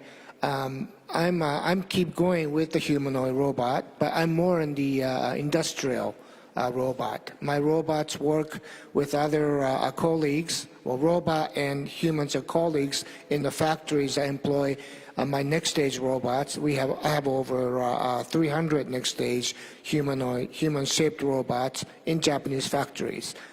So I think this new type of robot is very difficult because it's not quite yet accepted to the whole of the world.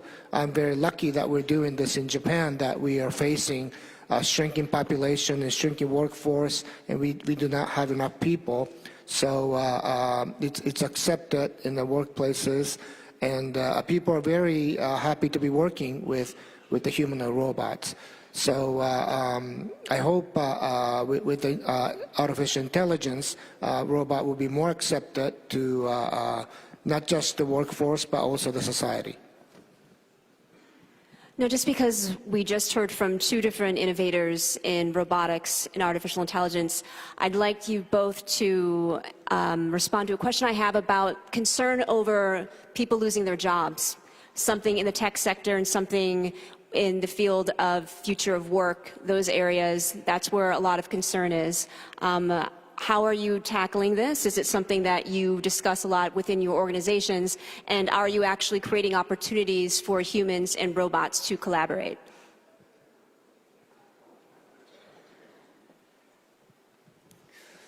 Thank you. Yes, we are thinking about it quite a bit, and there are several ways that we're thinking. One is not as robots to replace people, but robots to complement people.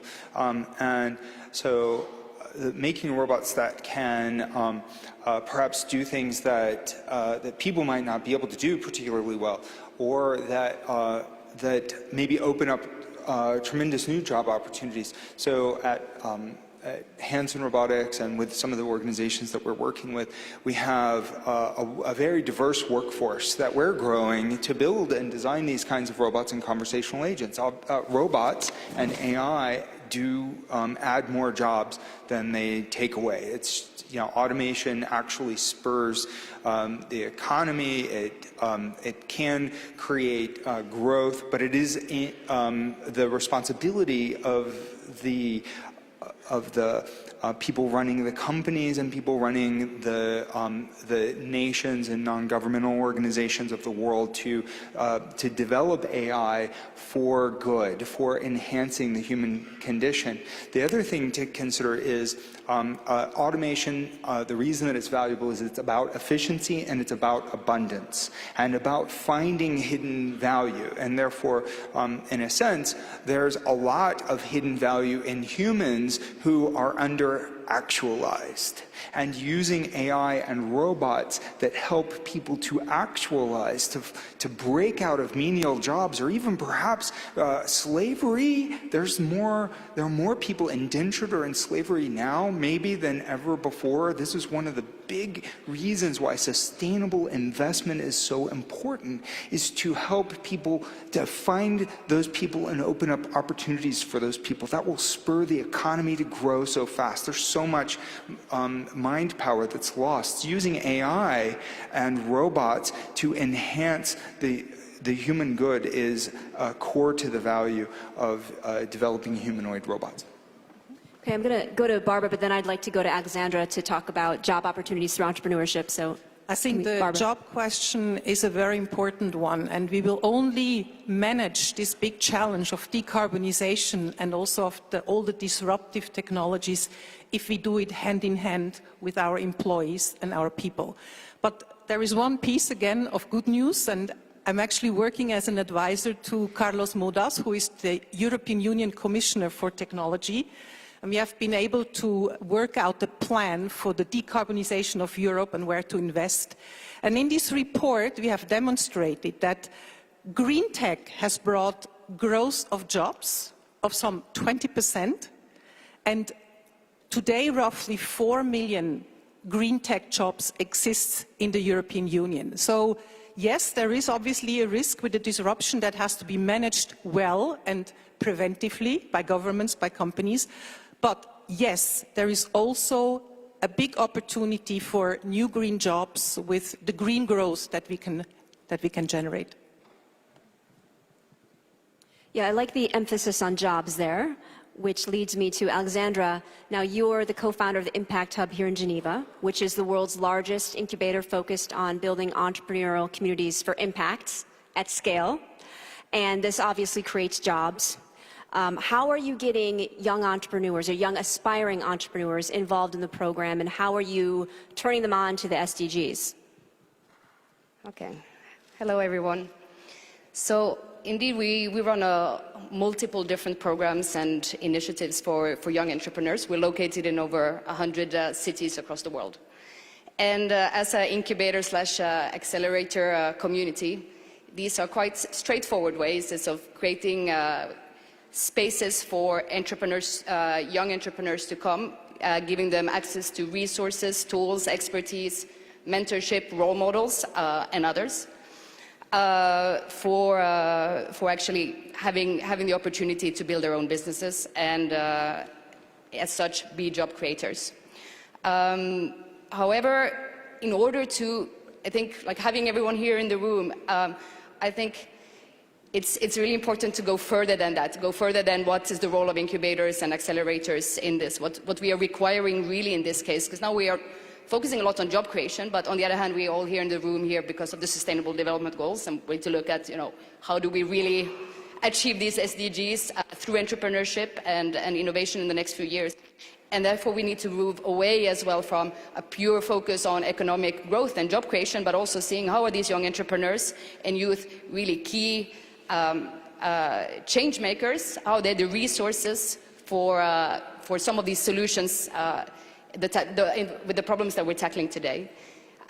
So that's the shift I also would like to have in a conversation of saying, how can we tap into the talent and expertise of youth beyond the idea of job creation? And here we have asked this question, so we are supporting, we have launched a large initiative called Accelerate 2030, where we identify some of the top entrepreneurs that are tackling the Sustainable Development Goals in emerging and developing markets.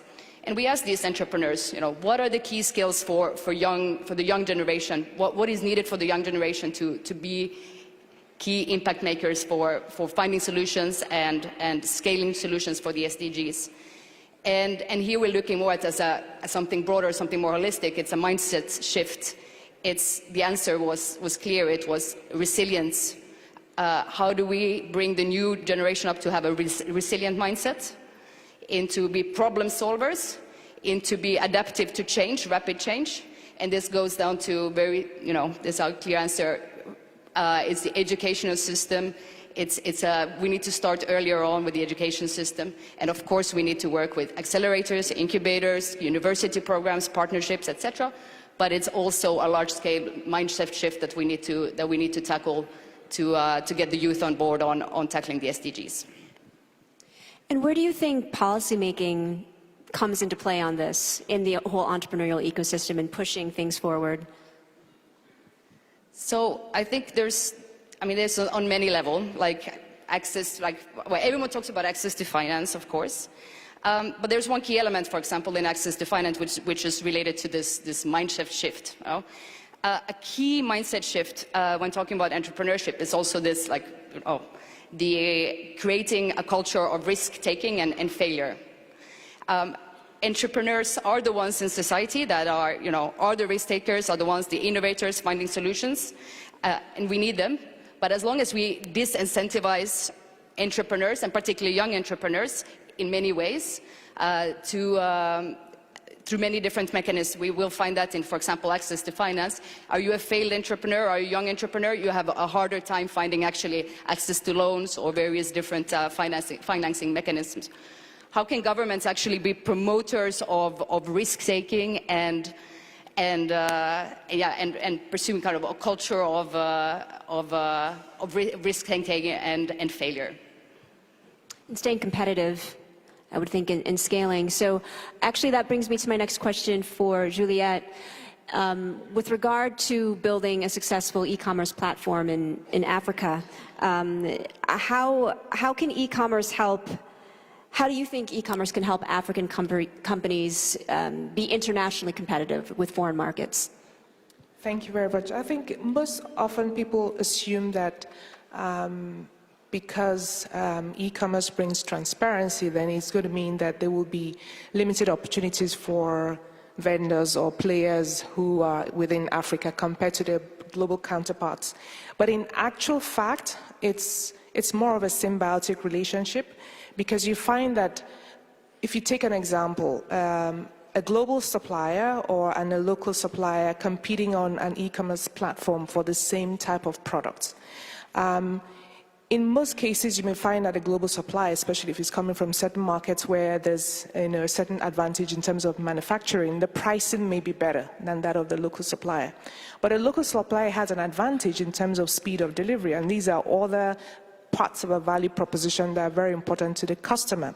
So to a large extent, even though we have both parties operating on our platform, you find that the conversion rate of the local supplier on our platform is much higher than that of the global supplier. Having said that, I just wanted to use that to set context. Having said that, the transparency that e-commerce creates is a great opportunity for the local players in Africa and all the developing markets to be able to compete effectively in the international market, because the transparency shows you precisely what is your price compared to other players in the market. And then you can start to rework your own, either your sourcing strategy or your manufacturing strategy, or simply even your source of capital. Therefore, you know, it creates that kind of an opportunity for you to begin to relook your entire business model and your revenue model on how to be able to compete. Now, if you were not exposed to a platform such as what e-commerce provides, where you have your pricing compared to every other person, very openly shared, and the customer is a customer simply decides who to purchase from, you probably wouldn't have been thinking along those lines, because you're thinking, okay, how do I, make it as profitable as I can within my own environment. So it does help from the perspective of creating transparency and therefore driving efficiency at the back end for the players. So in addition to creating transparency and in addition to doing other tactics that have helped you become competitive in foreign markets, what are some things that your organization is doing to promote the Sustainable Development Goals? I think the main one we focused on now, which is very critical for Africa, is in terms of job creation. And that's why on the first question I gave some examples of how our operating model sort of creates indirect jobs within our value chain. That's very important right now for us in Africa. I mean, we're humble to say, look, we can't address so many of the key levers of the SDG goals, but when it comes to job creation, that part, because there's still a huge area, so many areas that within our value chain that still require a lot of development, and each one of them require creating an ecosystem on its own. If you take the example of logistics that I talked about, it requires an ecosystem on its own. If you take content development, it requires an ecosystem. If you take so many other parts, training of vendors, these are all ecosystems, and each one of those ecosystems requires creating jobs and opportunities. So from our standpoint in Africa at this point in time, this is the primary area that we can have impact, and that's where we're quite focused on. Yeah, we seem to have a job creation theme going on, which is important. Now, Barbara, I'd like to bring it back to you for a few moments because, as we mentioned earlier, you're someone who was deeply involved in formulating the Sustainable Development Goals and building these business use cases. In addition to things like job creation, though, what do you think are the most, or have been the most conducive goals to businesses, the ones that businesses seem to be able to tackle? You mentioned clean energy as well.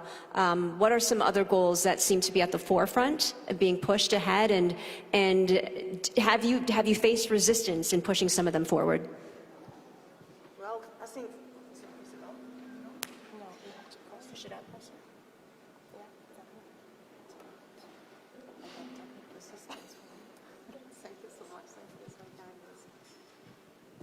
I'm so glad to hear today, also in the speeches before, that the Sustainable Development Goals have been really rolled out. And it's not just used by companies, it's used by governments, it's used by NGOs, it's used in our general conversation. So I'm really glad.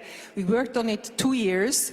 And honestly speaking, for me as a business person, I would have loved to have only 3 or 4 in order to be able to prioritize. It's very hard to prioritize with 17 goals, but on the other hand, the advantage is that today it represents really like a song sheet for the world. And, you know, each constituency can find its song in this song sheet. So I think that's great to see. Now, obviously, in companies, there is a lot of resistance. And when you look at what's going on in some European countries, specifically Germany on diesel, and sort of the slow adaptation rate of some of the new technologies, I think you realize that it's not a piece of cake to implement green technologies in companies.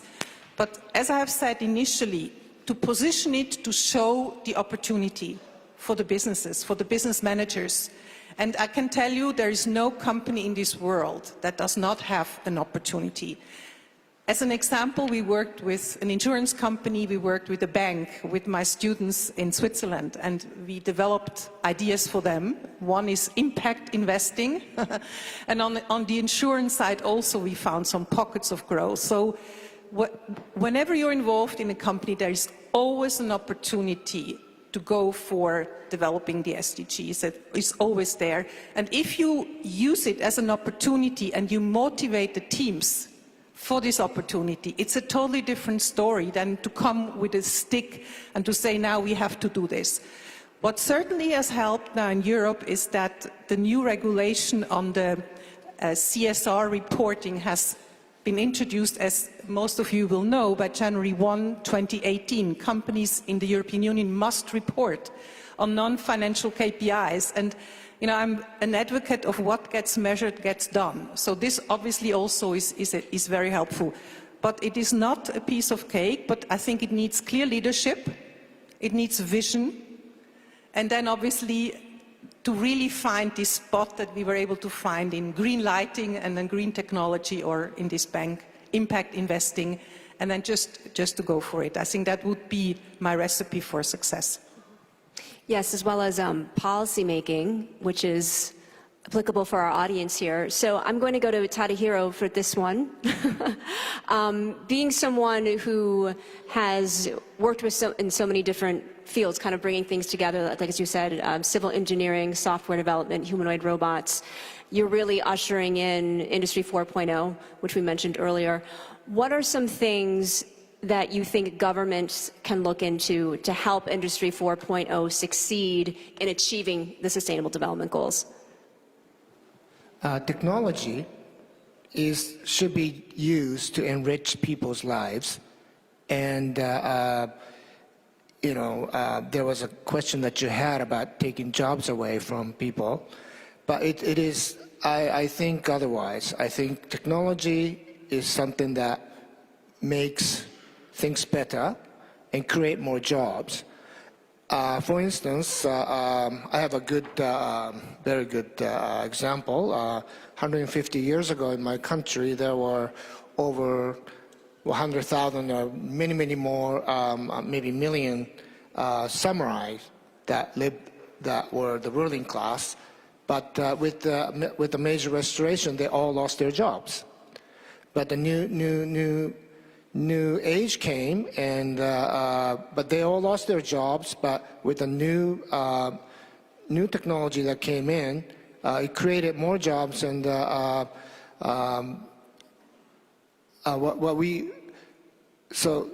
they lost their jobs because the time was past.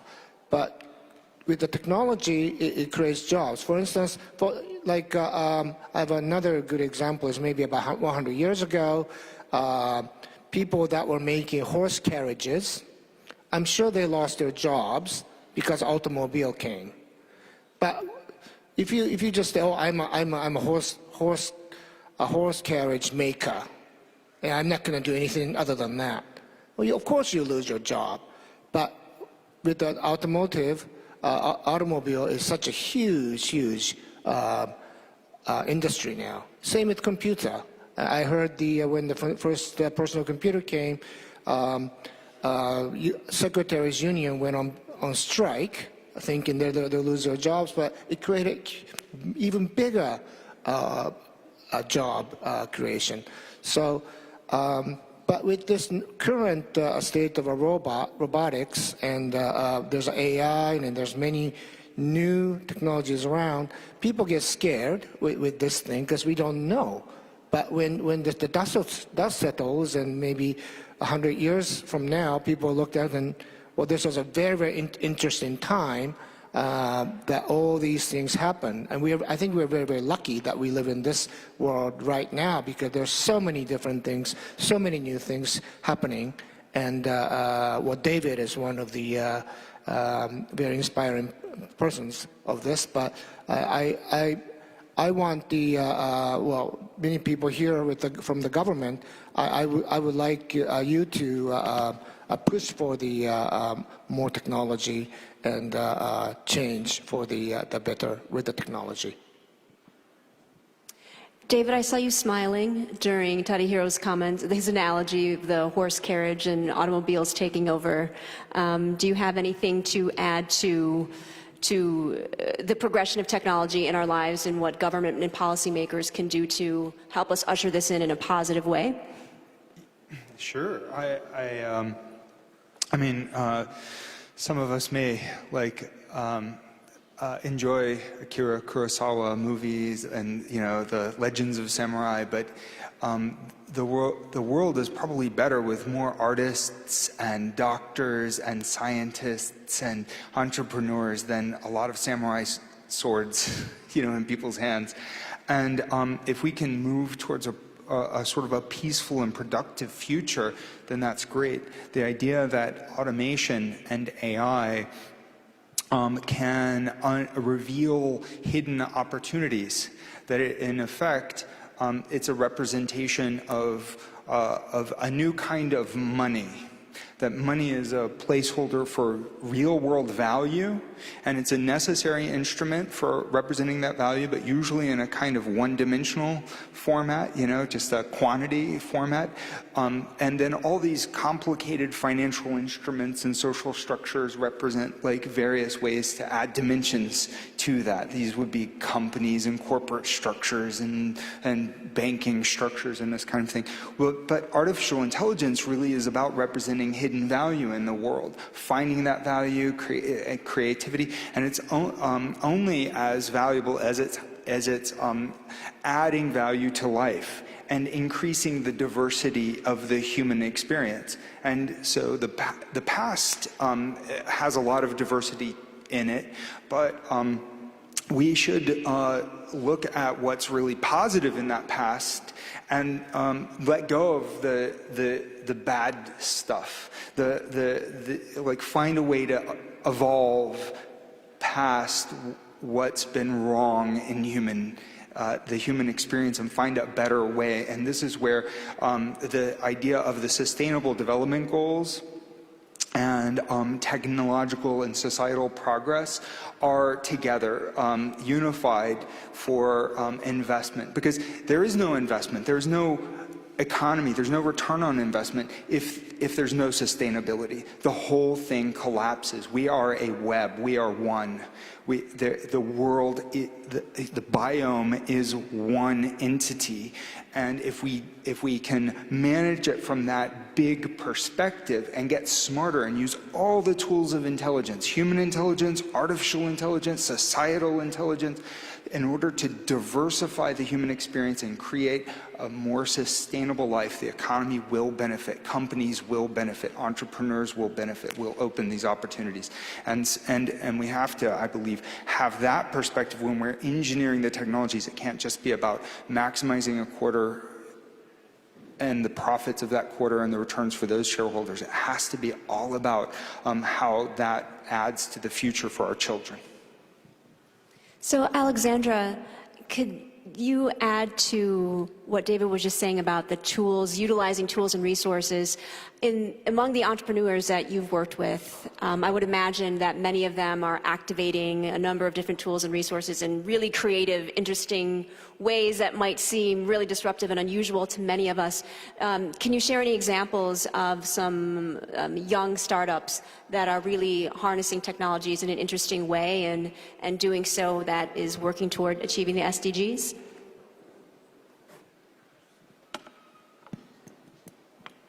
Hello? Yes.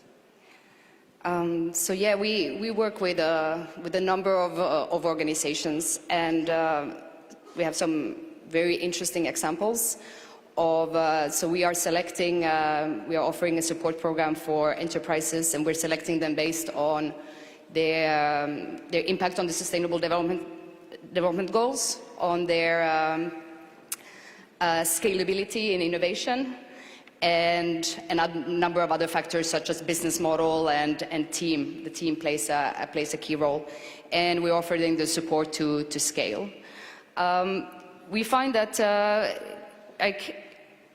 there's a lot of value in having a focus on tech, and there's a lot of going on in the tech space.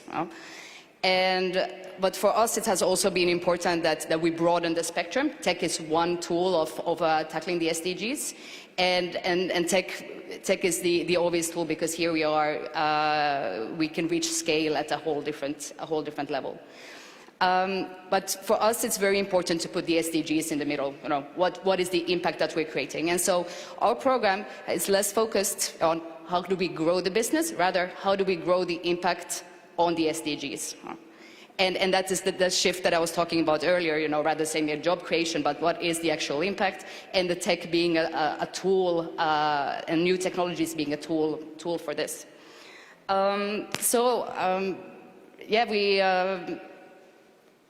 say that we have several companies working in the field of food waste, of water consumption, around health, etc.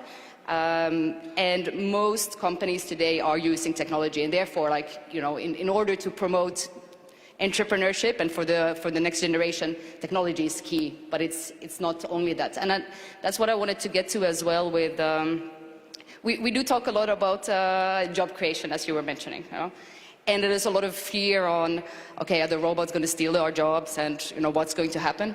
But maybe less conversation about what about the unsustainable. What's happening with, if we are wanting to achieve the SDGs, what about some of the, let's say, unsustainable industries? Let's say a coal plant is no longer... Carbon emissions. Yeah, carbon emission, but a coal plant is no longer sustainable. Do the governments have the transition plans in place to see, how do we move away from these unsustainable businesses? And as Barbara was talking about, new clean tech, etc., creates a lot of jobs. And if we shift the way we look at business, and particularly young entrepreneurs, as business as can really serve for governments to solve some of these key priorities in these sustainable development goals, poverty, climate change, access to water. And while they are finding solutions and providing solutions for these SDGs, they are also creating jobs. They're also fitting into the economy. So that's just what I wanted to point out. And there, you mentioned that there's more of an emphasis on how the business model is impacting one or more of the SDGs. So does that detract from an emphasis on profit at the same time, or has that been a challenge that you're seeing the entrepreneurs face? So we talk a lot about scale, and scaling is often, there's still a focus often around, quantity versus over quality, consumption over creation, quick exits over sustainable growth. And this, when we are speaking about venture capitalism and access to capital, it's still the dominant paradigm on looking at some of these factors. Shareholder profit over shared prosperity. So your question was that? Just if the emphasis on impacting the Sustainable Development Goals through their business models, if the entrepreneurs are finding that to be challenging up against also wanting to create profit. Yeah. So definitely. I mean, there's today, access to investment is the obvious field. Of course, there's a growing impact investing field. But there are also government policies that are not necessarily bringing incentives to smaller or medium-sized startups to actually be sustainable. And as long as governments are also having certain incentives in place that are, let's say subsidies, let's say in the agricultural field where there are large-scale subsidies that are clearly promoting companies that are not necessarily sustainable, and not having clear incentives for newer startups that are providing sustainable solutions on agriculture, on food security. We are working with two competing factors. So it needs to be, I think, any type of approach around impact and supporting new companies and entrepreneurs. It needs to have a holistic approach. But I can name several examples where the companies are disincentivized because they are actually focused on tackling the SDGs versus profit value. And I think it's also important to keep in mind that an organization, a company, a startup, a large established company can have a positive impact and influence the SDGs not only in their service or product, but in their operations. Maybe it's using clean energy for half or all of their activity, or maybe it's employing a certain number of homeless people in the community in which the organization is housed. There are different ways to tweak business models or operations. You don't necessarily have to be a quote-unquote social enterprise organization to do that. But now I'd like to switch the conversation over to gender equality for a few moments, because we have 3 women on a panel about business and technology, which is very rare, at least in the United States. There's 4 women, 5 if you count me, Sophia, and myself. So, Barbara, I'd like to start with you on encouraging women to get involved with business innovation, and particularly around the SDGs, and what you're seeing, what the climate is like around gender equality and the arenas that you're in right now. I think time is great for women today, because we have all options open. We can study, we can stay home, we can have children and work, we can have it all, and I think that's great. But obviously, it does not come on a silver plate. Nothing actually comes on a silver plate. And I think as a woman still today, in my time probably even more, but still today you have to go for it a little bit more.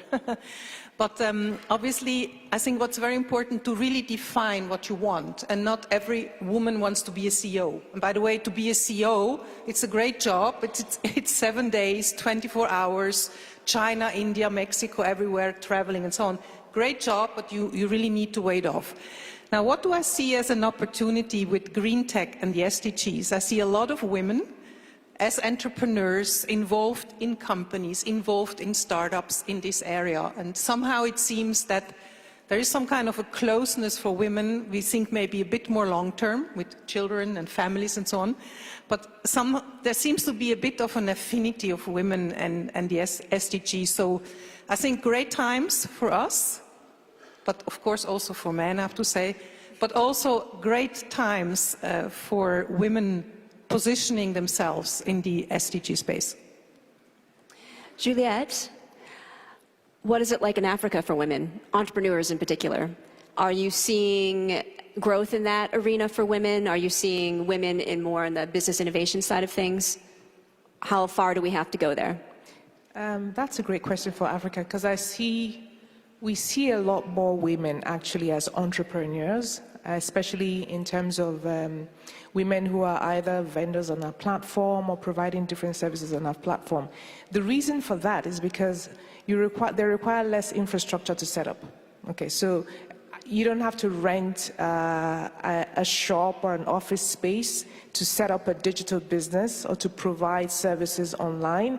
You can literally have your laptop in your living room and so on. So that speaks quite particularly to women in terms of, here's, a type of business you can start with very limited upfront capital, put it that way, upfront physical asset creation that you have to create.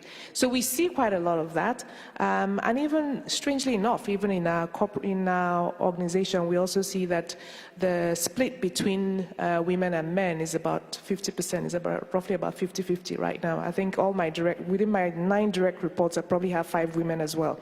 So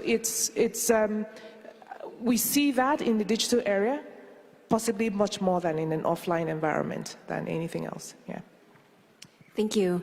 Now, a lot of times on panels or at conferences that I moderate, the gender equality question is usually only addressed to women. And since David and Tadahiro are both here, do you have any thoughts on approaching gender equality through your business, through artificial intelligence, or any thoughts that Hanson Robotics are doing or the Kawanda Group? If you have anything. Yes, at Hanson Robotics, it's a very high priority, both within our organization and as a mission for our organization with outreach with our robots. And we've represented in the robots about 50-50 male, female, and actually a couple of non-gender and intergender robots, and a very wide diversity. We've made dozens of designs. Sophia is the most popular design that we've made, and she was built with, so you introduced me as the father of Sophia, but there were fathers and mothers of Sophia, lots of people on our team. She has lots of parents. She does, she definitely does. And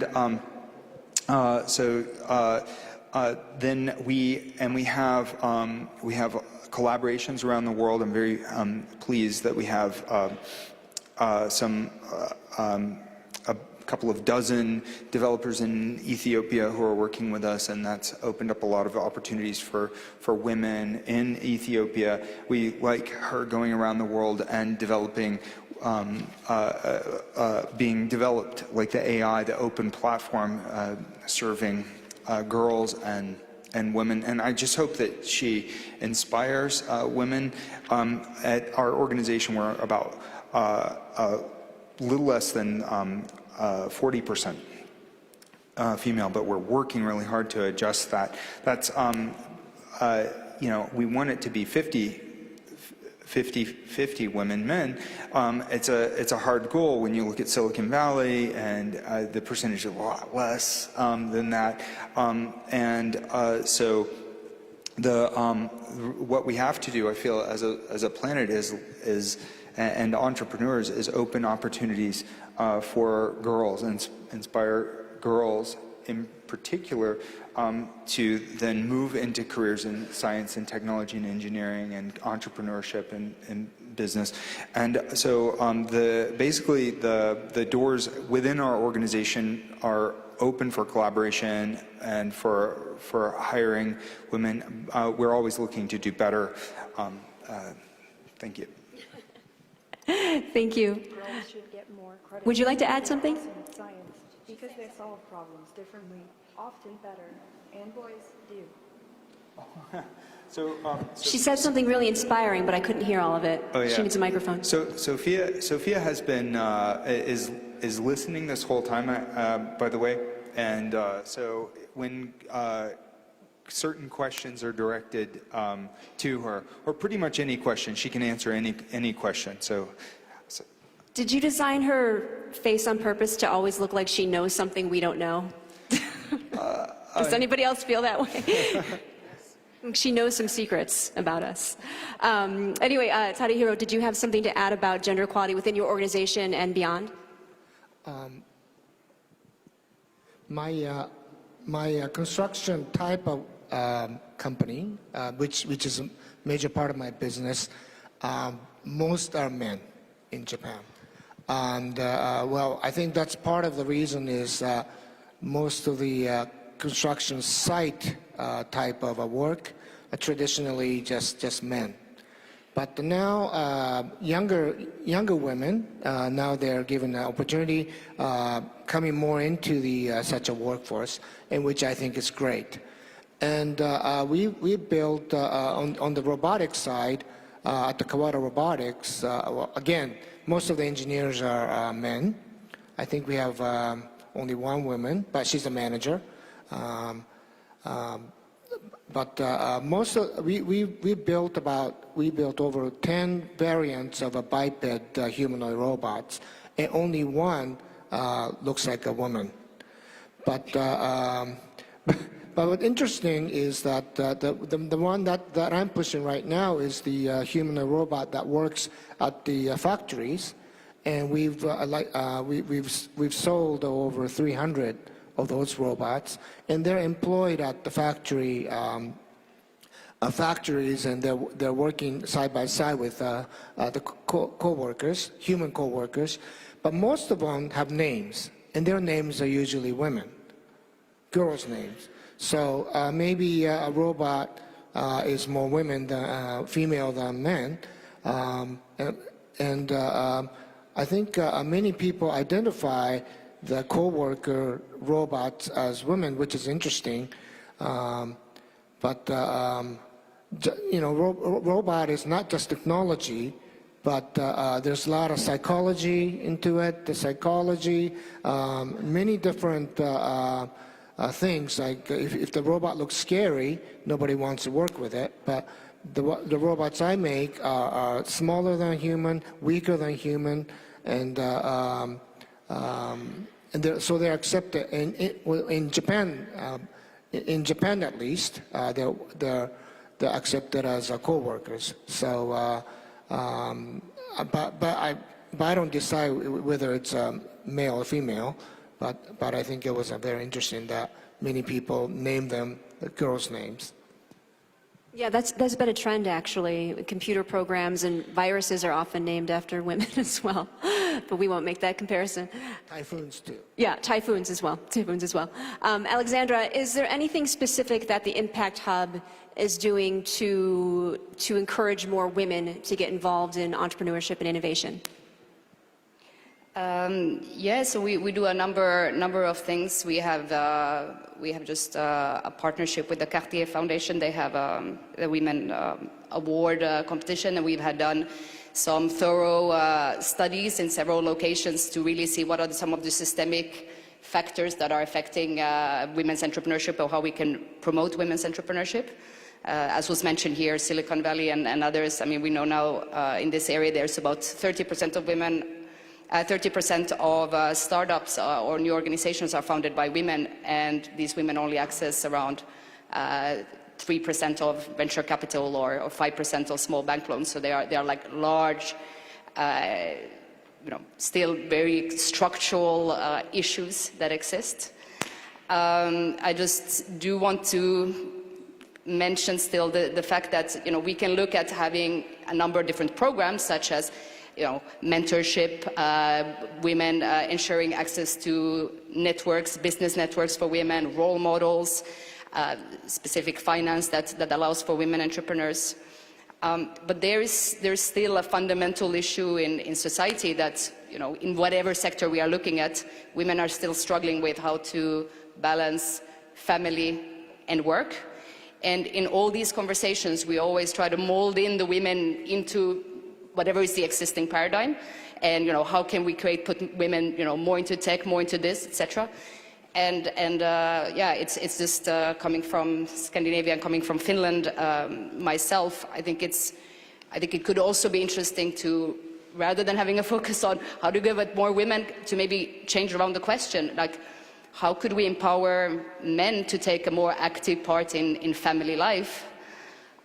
What are government incentives that, like, on the core level are changing some of these elements, such as paternity leave? For me, it's a major question. I cannot understand why there is a difference between maternity and paternity leave, and why human beings cannot choose between themselves. There are some really key structural policies that are beyond and in society that are then creating these inequalities. So even though we are the Impact Hub, we are running a number of programs, having governments in the room. I think, look at Scandinavia, look at some examples, the core root issues. I think most people, as human beings, we agree family is a key value. Can we empower men to play a larger part of taking part of family life, and therefore also changing business to be more sustainable? Thank you for that.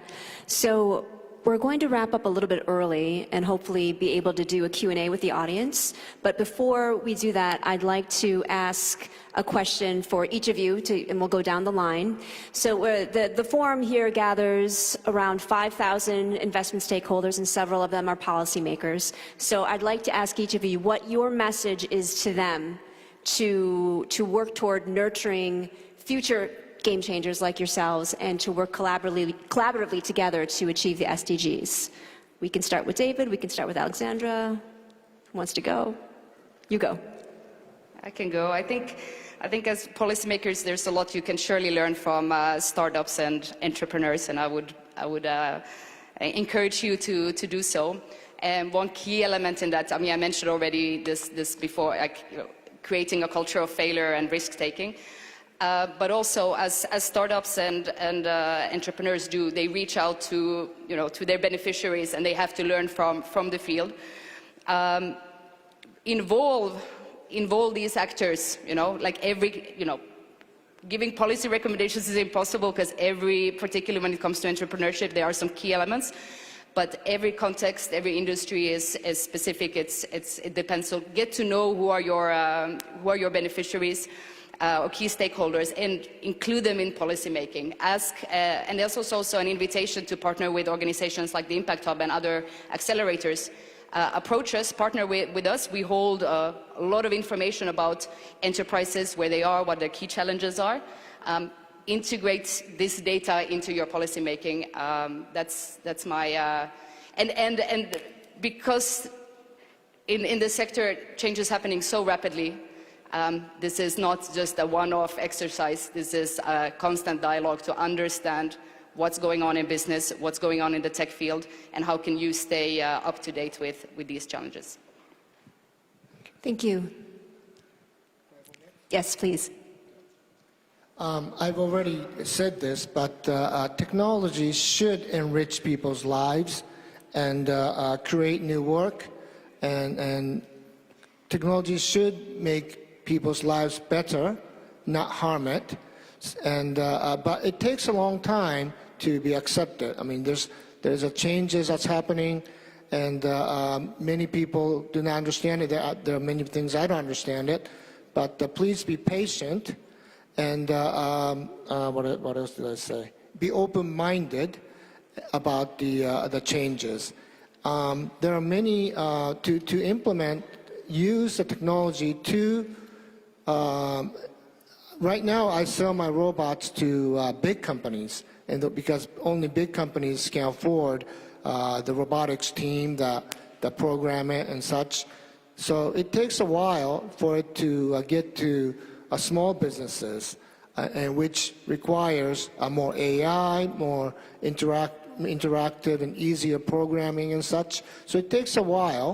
It takes time. So maybe it should be some incentive, maybe some help from the government to get that technology to the hands of the small businesses so they can enjoy the technology.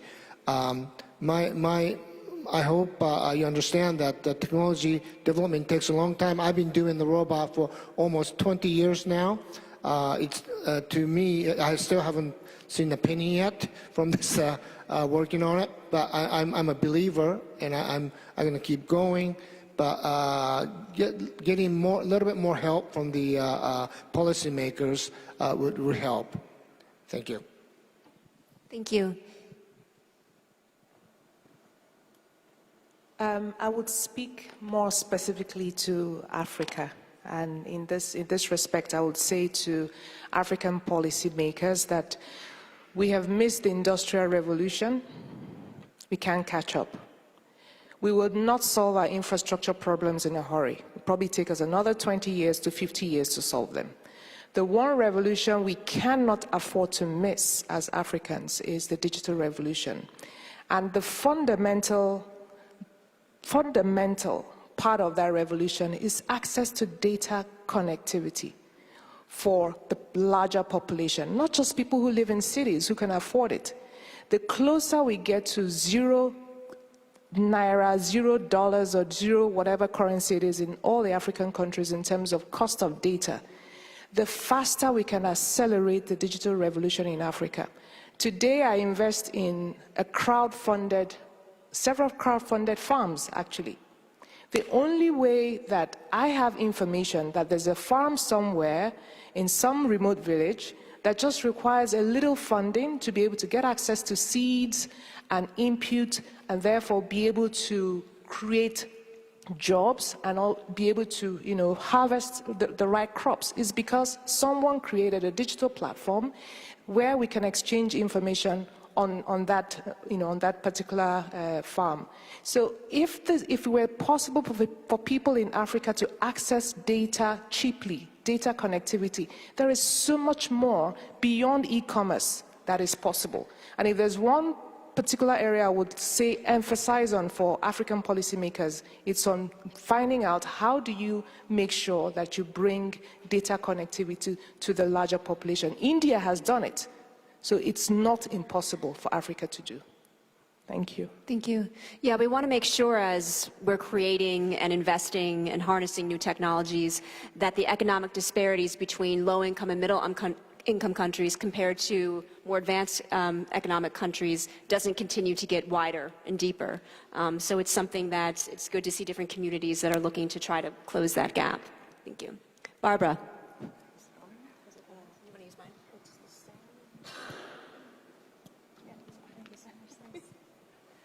I think there are 4 points that should be considered by governments. The first one is recognizing that there is a lot of technology out there today, and obviously ensure the acceleration of using it and also look at new ones. I think that's the first big part. I think on a more global level, we need to find a new approach how the new technology, the decarbonized technology, can be accelerated in the rollout to the developing and the emerging markets, because I think that would make a big step. That's the first point. The second point, obviously, we have also heard it in speeches before, to ensure that there is the right political framework, because that's needed to accelerate. Just think of, diesel, think of coal, think of new technologies, think of CO2 pricing and so on. So the second one is really to set the right political scheme, and obviously that's very country or continent specific. And then the next one, the third one, would be to link the funding, whatever funding it is, global, regional, local, to a green tech or decarbonization result. Not just to give the money, but also link the money to a little bit of decarbonization. There's a lot of money out there, and I think that will certainly help. And the fourth point would be, for me, similar as this European Union Commissioner Moedas has done it, to create a very good collaborative platform between the government and the industries and the NGOs. And I think the event here today and tomorrow is a very, very good starting point, but I think in each country, in each region, it has to be done again, because as I said at the beginning, we can only jointly solve the CO2 problem that we have in our world. So that would be my 4 points. Thank you. Okay, David. Thank you. Excellent points. I would encourage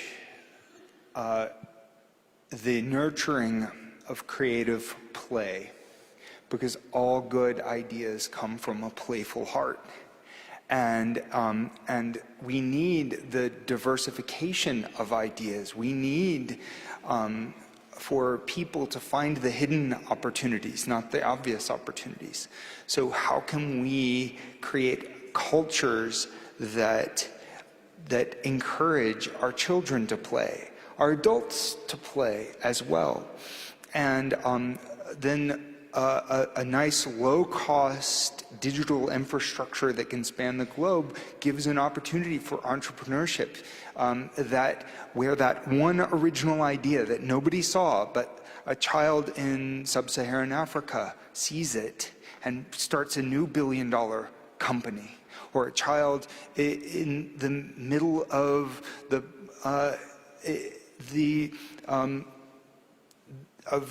the Inuit tribes maybe finds some opportunity that was missing, or somebody in inner city in the United States finds a new opportunity. But the playfulness, the opportunity to play, that's where the creative risk-taking. And it's not about failure, it's about finding hidden opportunities. And then the final point that I think could help is for us to see if we can start to peg money and the currency value and money value to actual net benefit and cost, which means cost on the ecosystem, cost on human rights, cost on our future. Because money is worthless if there is no future. You could peg it to the gold, you could peg it to real estate, it doesn't matter if there is nothing that can grow on the lands of the future. And so in that sense, I think we need to look at the valuation of net benefit and get really smart about assessing that. And then the valuation of new companies for that sort of long-term benefit becomes a lot more profound. That's a hard thing to do. I mean, the Sustainable Development Goals are one step in that direction, and they're measurable and they're quantifiable. But it can't just be the cost of fines, which is drawing currency. It has to be like that there is a massive boost for those companies that move forward. And I would say all the tools that we have for doing intelligence work, for open intelligence in assessing net benefit, AI, human metrics, the metrics of organizations like all the organizations of the United Nations come into play on establishing that currency value. You mentioned, David, you mentioned measuring, you mentioned the measurability of the Sustainable Development Goals. Are any of you using technology or high-tech, low-tech, or no-tech, as we like to say, to get metrics on where we're at with the Sustainable Development Goals or where your organization or initiative is in terms of metrics? Barbara. Absolutely. I think without that, progress is very difficult. Yeah. And obviously, what's important in companies, once you have identified the opportunity and the business case, then really to identify also very few non-financial KPIs. For instance, it could be revenues in green lighting. It has to do with employment satisfaction. It has to do with making factories greener and more energy efficient and so on. So to really create an internal board to measure your own performance. And for me still today, the best way of measuring the external positioning is the Dow Jones Sustainability Index, and I'm sure many of you know it. If not, it's worth looking at it. There are some 400 questions that need to be filled out by companies, and it's really an overall view on good housekeeping. It starts with corporate governance, it goes to strategy, it goes to technologies, it goes to operations and so on, it goes to compliance. It touches every field of a company's operation, and then it obviously compares you with other players. And then obviously once you are there and you are sort of the winner, it's great. Obviously not just for you, but more importantly, it's fantastic for the employees. It's very good for customers and other stakeholders. So these are the two, the internal ones. I think that's important to have it more and more. And then obviously also this measurement with the Dow Jones Sustainability Index, where you can compare yourself to your peers. Thank you. Alexandra, are you doing anything at the Impact Hub to measure progress around the goals? Yeah, so we have adopted the SDGs as our key framework throughout the Impact Hub network. And in our program Accelerate 2030, this is one of the key elements where we're working on, because if you're not measuring the impact, what you are achieving as a startup or as a scale-up, you have nothing to prove, and you have to. It's a key element to, alongside financial KPIs, to be able to put in your impact KPIs as well, so that you can measure your achievements. We are working on this, but it is still a struggle, and it's also a struggle in the entrepreneur world when working with impact investors and others, that there are many different frameworks that are used. Different investors are using different type of frameworks.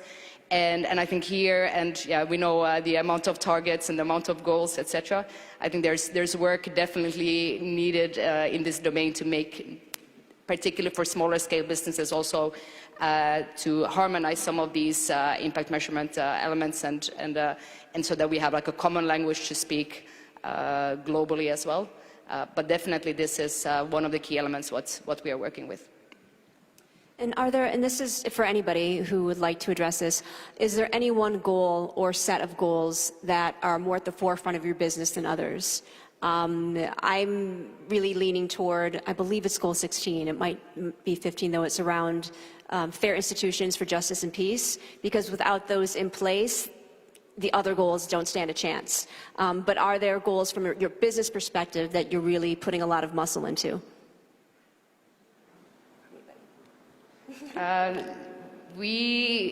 So at Impact Hub Geneva, we run this global acceleration program, but our key focus is on the activities that we do in Switzerland. We have looked deeply, what is it here in this country, in this region, what is the SDG that is where we can have the most impact, and what is the key issue in this country, which is a developed country, and many factors and poverty, etc., might not play such a key role. In Switzerland, yeah, we would need 3 planets if everyone was to live like we do in this country. So for us, SDG 12, responsible consumption and production, is the key work that we're doing. We just launched a 3-year initiatives with all impact hubs and across 5 cities in Switzerland on exploring how we can move business towards circular business models. And so yeah, for us, it's this topic. it depends in every context and across different impact hubs. What's key is that it has to be locally relevant, but in Switzerland we have at least identified this as one of the key issues that we can have an effect. Also because SDG 12 is not just something that's effective here in Switzerland, but about 70% of the effects are in developing and emerging countries as well. So for us it's SDG 12. Great, thank you. So I lied earlier, I've actually got one or two more questions because we have to stretch a little bit. Was there ever a moment in either of your businesses, your trajectory, your career trajectory, because you're all game changers, where you thought that you weren't going to make it, where you thought that you weren't going to rise to the challenge and make your initiative or your business a success, and how did you push that forward? And why and when did you decide to make positive social impact a part of your business?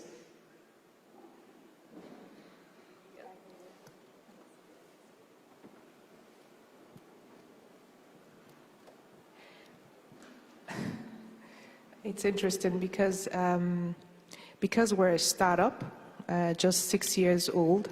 So I would say there hasn't been any moment in there hasn't been any moment in the last 6 years that we're simply not trying to die, because you're trying to make sure that you survive in the environment. You're constantly trying to figure out, because we're creating an entirely new industry in the continent. It didn't really exist in the same way it existed in other developed markets. So it was a constant struggle, but I think the way in which we, if I look back now, the way in which we were able to survive and therefore get to where we are now, this side of the curve, if you put it that way, is constantly innovating in a manner that is relevant to the environment in which we operate. And I gave some examples earlier. There are many other examples like that. So that's just the only way to make it happen. The parallels from other markets, from the US or from Europe, they just didn't apply in our own environment. So we constantly had to innovate, and innovate in a thrifty way, I think is the way I would put it. Not necessarily innovation that requires a lot of investment and capital outlay, but innovation that addresses the needs, but still in a very thrifty way, because we just have to keep going and of course survive. We call it scrappy in America. You have to be a scrappy startup.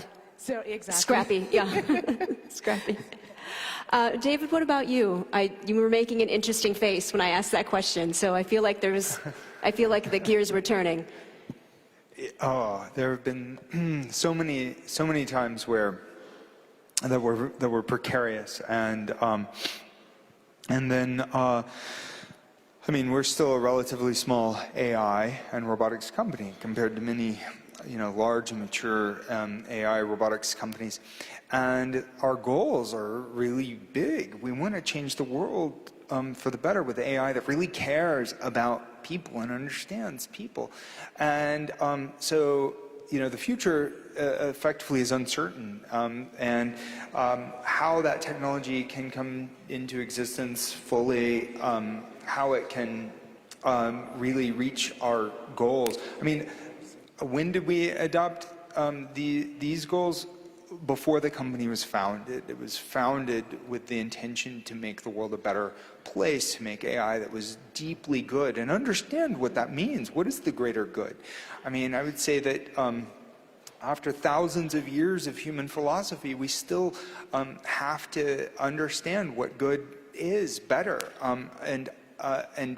So it's an ongoing quest to understand what these things are. I think that the Sustainable Development Goals are wonderful, and they're a step in the right direction, and reaching quantitative metrics are good, but still they're approximations of how we can do better for the future. And we can probably achieve better understanding in that way. We can continue to evolve. So I had this idea with our chief scientist. We had a bunch of really good AI scientists mathematicians and physicists, and we were thinking, how can we approximate these goals? And hands and robots are a sort of physical embodiment of that intelligence. But we thought, what if we took those goals and created a kind of trustworthy network, a blockchain-based AI framework, and see if we could wire these goals of this idea of maximizing for net benefit for the greater good, and wire those in. And we formed a nonprofit that we call Singularity Net, but it's not alone. There's many other kind of attempts at this Solid and other blockchain-based AIs that are supposed to be out there for good, for openness, for transparency, but also for making people's personal and private data very, very secure and safe for them, and making sure that benefit is returned where it should be. So I would say that there is a lot of uncertainty between now and that execution in the future. We're in effect, this whole planet, a kind of startup, and you know, are we going to make it as a planetary startup? As that's the big question for me today. Yeah, being a startup every day is just surviving is like just a huge win every day when you're a startup. Would anybody else like to share a story on how they got over that hump or got over the challenge? Yeah? Okay.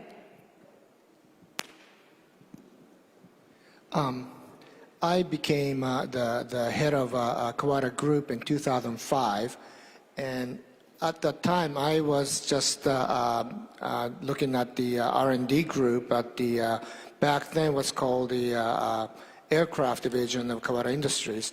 And in 2005, what happened was a big scandal in the construction industry.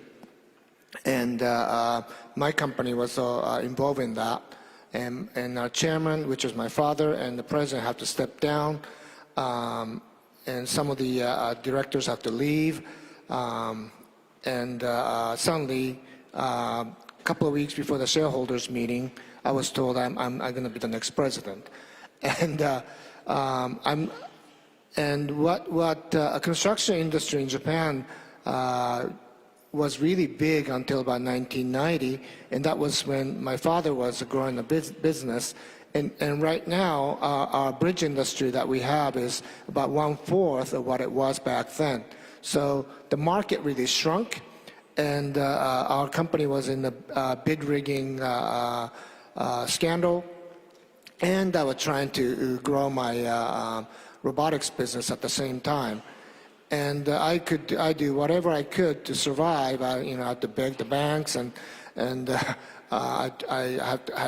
my father didn't want to let go of anybody. He sees the company as a big family. We had about 2,000 people in our group, and I have to shrink it down to about 1,600. But right now we're back to almost 2,200 now. But in that time, we have to overcome the problem with the financial crisis of 10 years ago. 10 years ago. And still have to try to make the company sustainable. To do that, I made 3 goals. One is to make sure our main business, the ongoing business, is profitable. So we have to really buckle down and work very hard to make that a strong and making profit business. And number 2, that world is changing, so we have to invest in the new businesses. That includes the robotics is one, and I do have a green business, which is still small, but I believe in it, so I'm trying to grow it. And the number 3 is the most important, to invest in our people, and people that work very hard are rewarded and feel good about what they're doing. So I'm still not there at the level I like, but those are the 3 core values I'm trying to make it so it's a sustainable business. Thank you. We're going to open it up to questions. 2 questions. 2 to 3 questions. I'm being given the green light on. I don't know if someone is out there with a microphone to give to people, but gentleman with your hand up there, you have a question?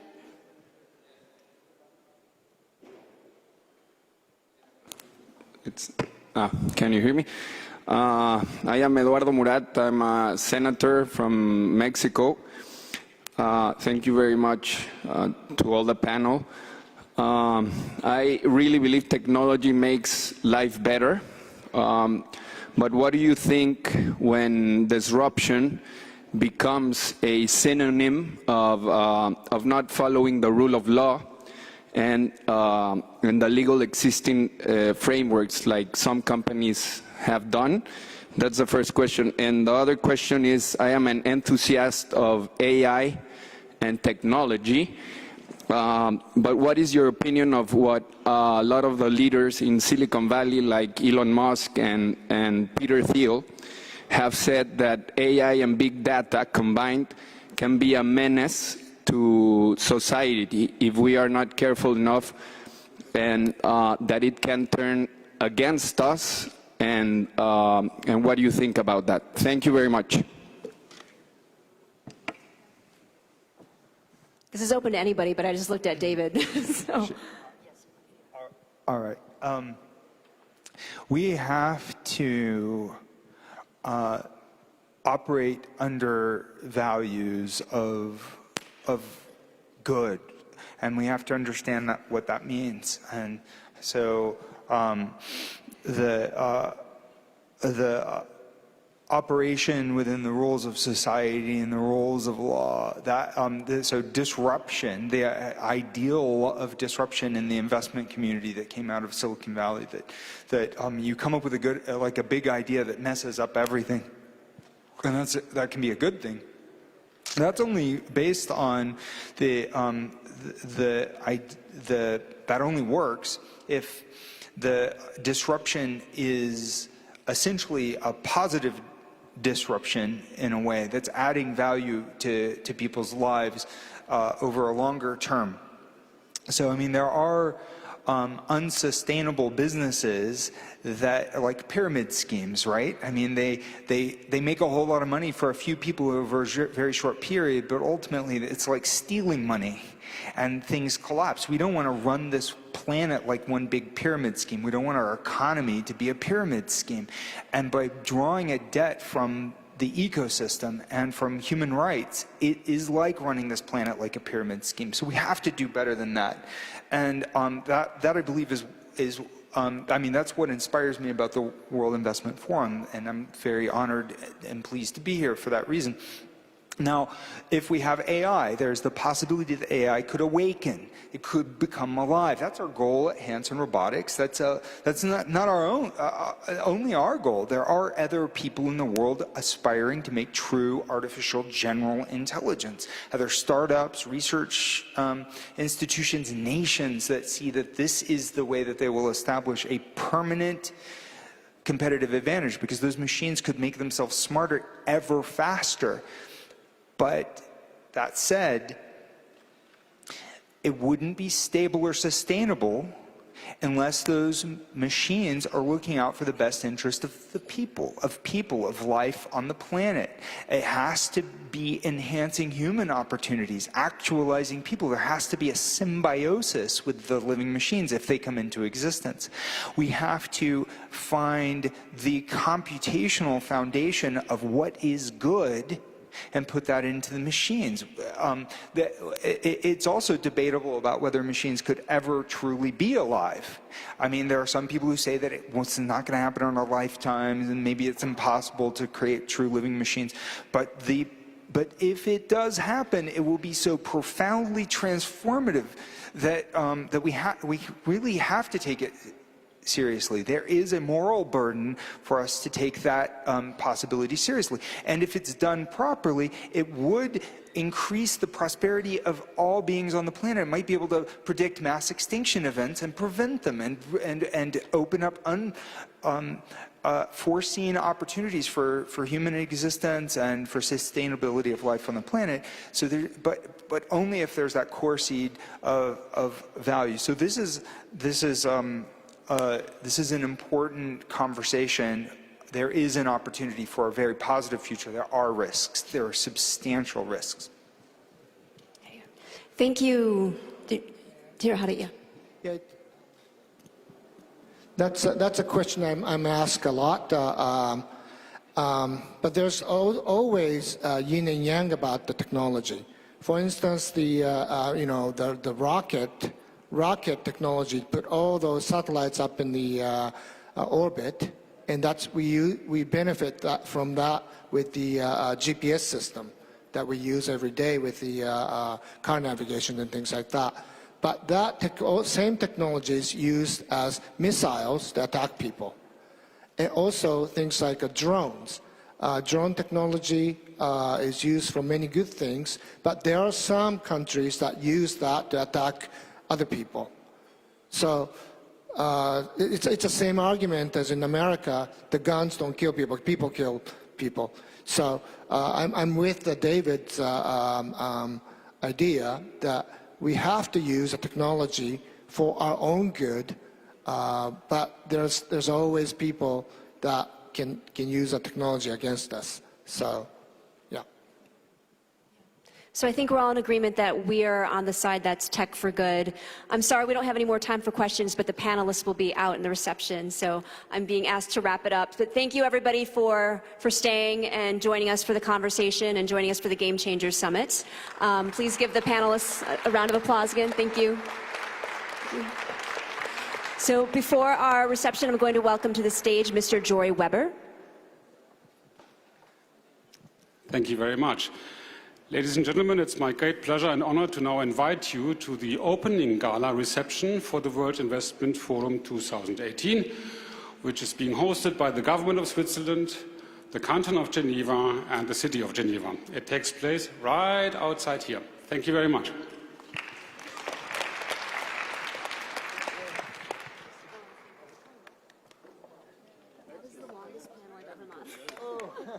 And they kept, as soon as it got to 5:30, I was like,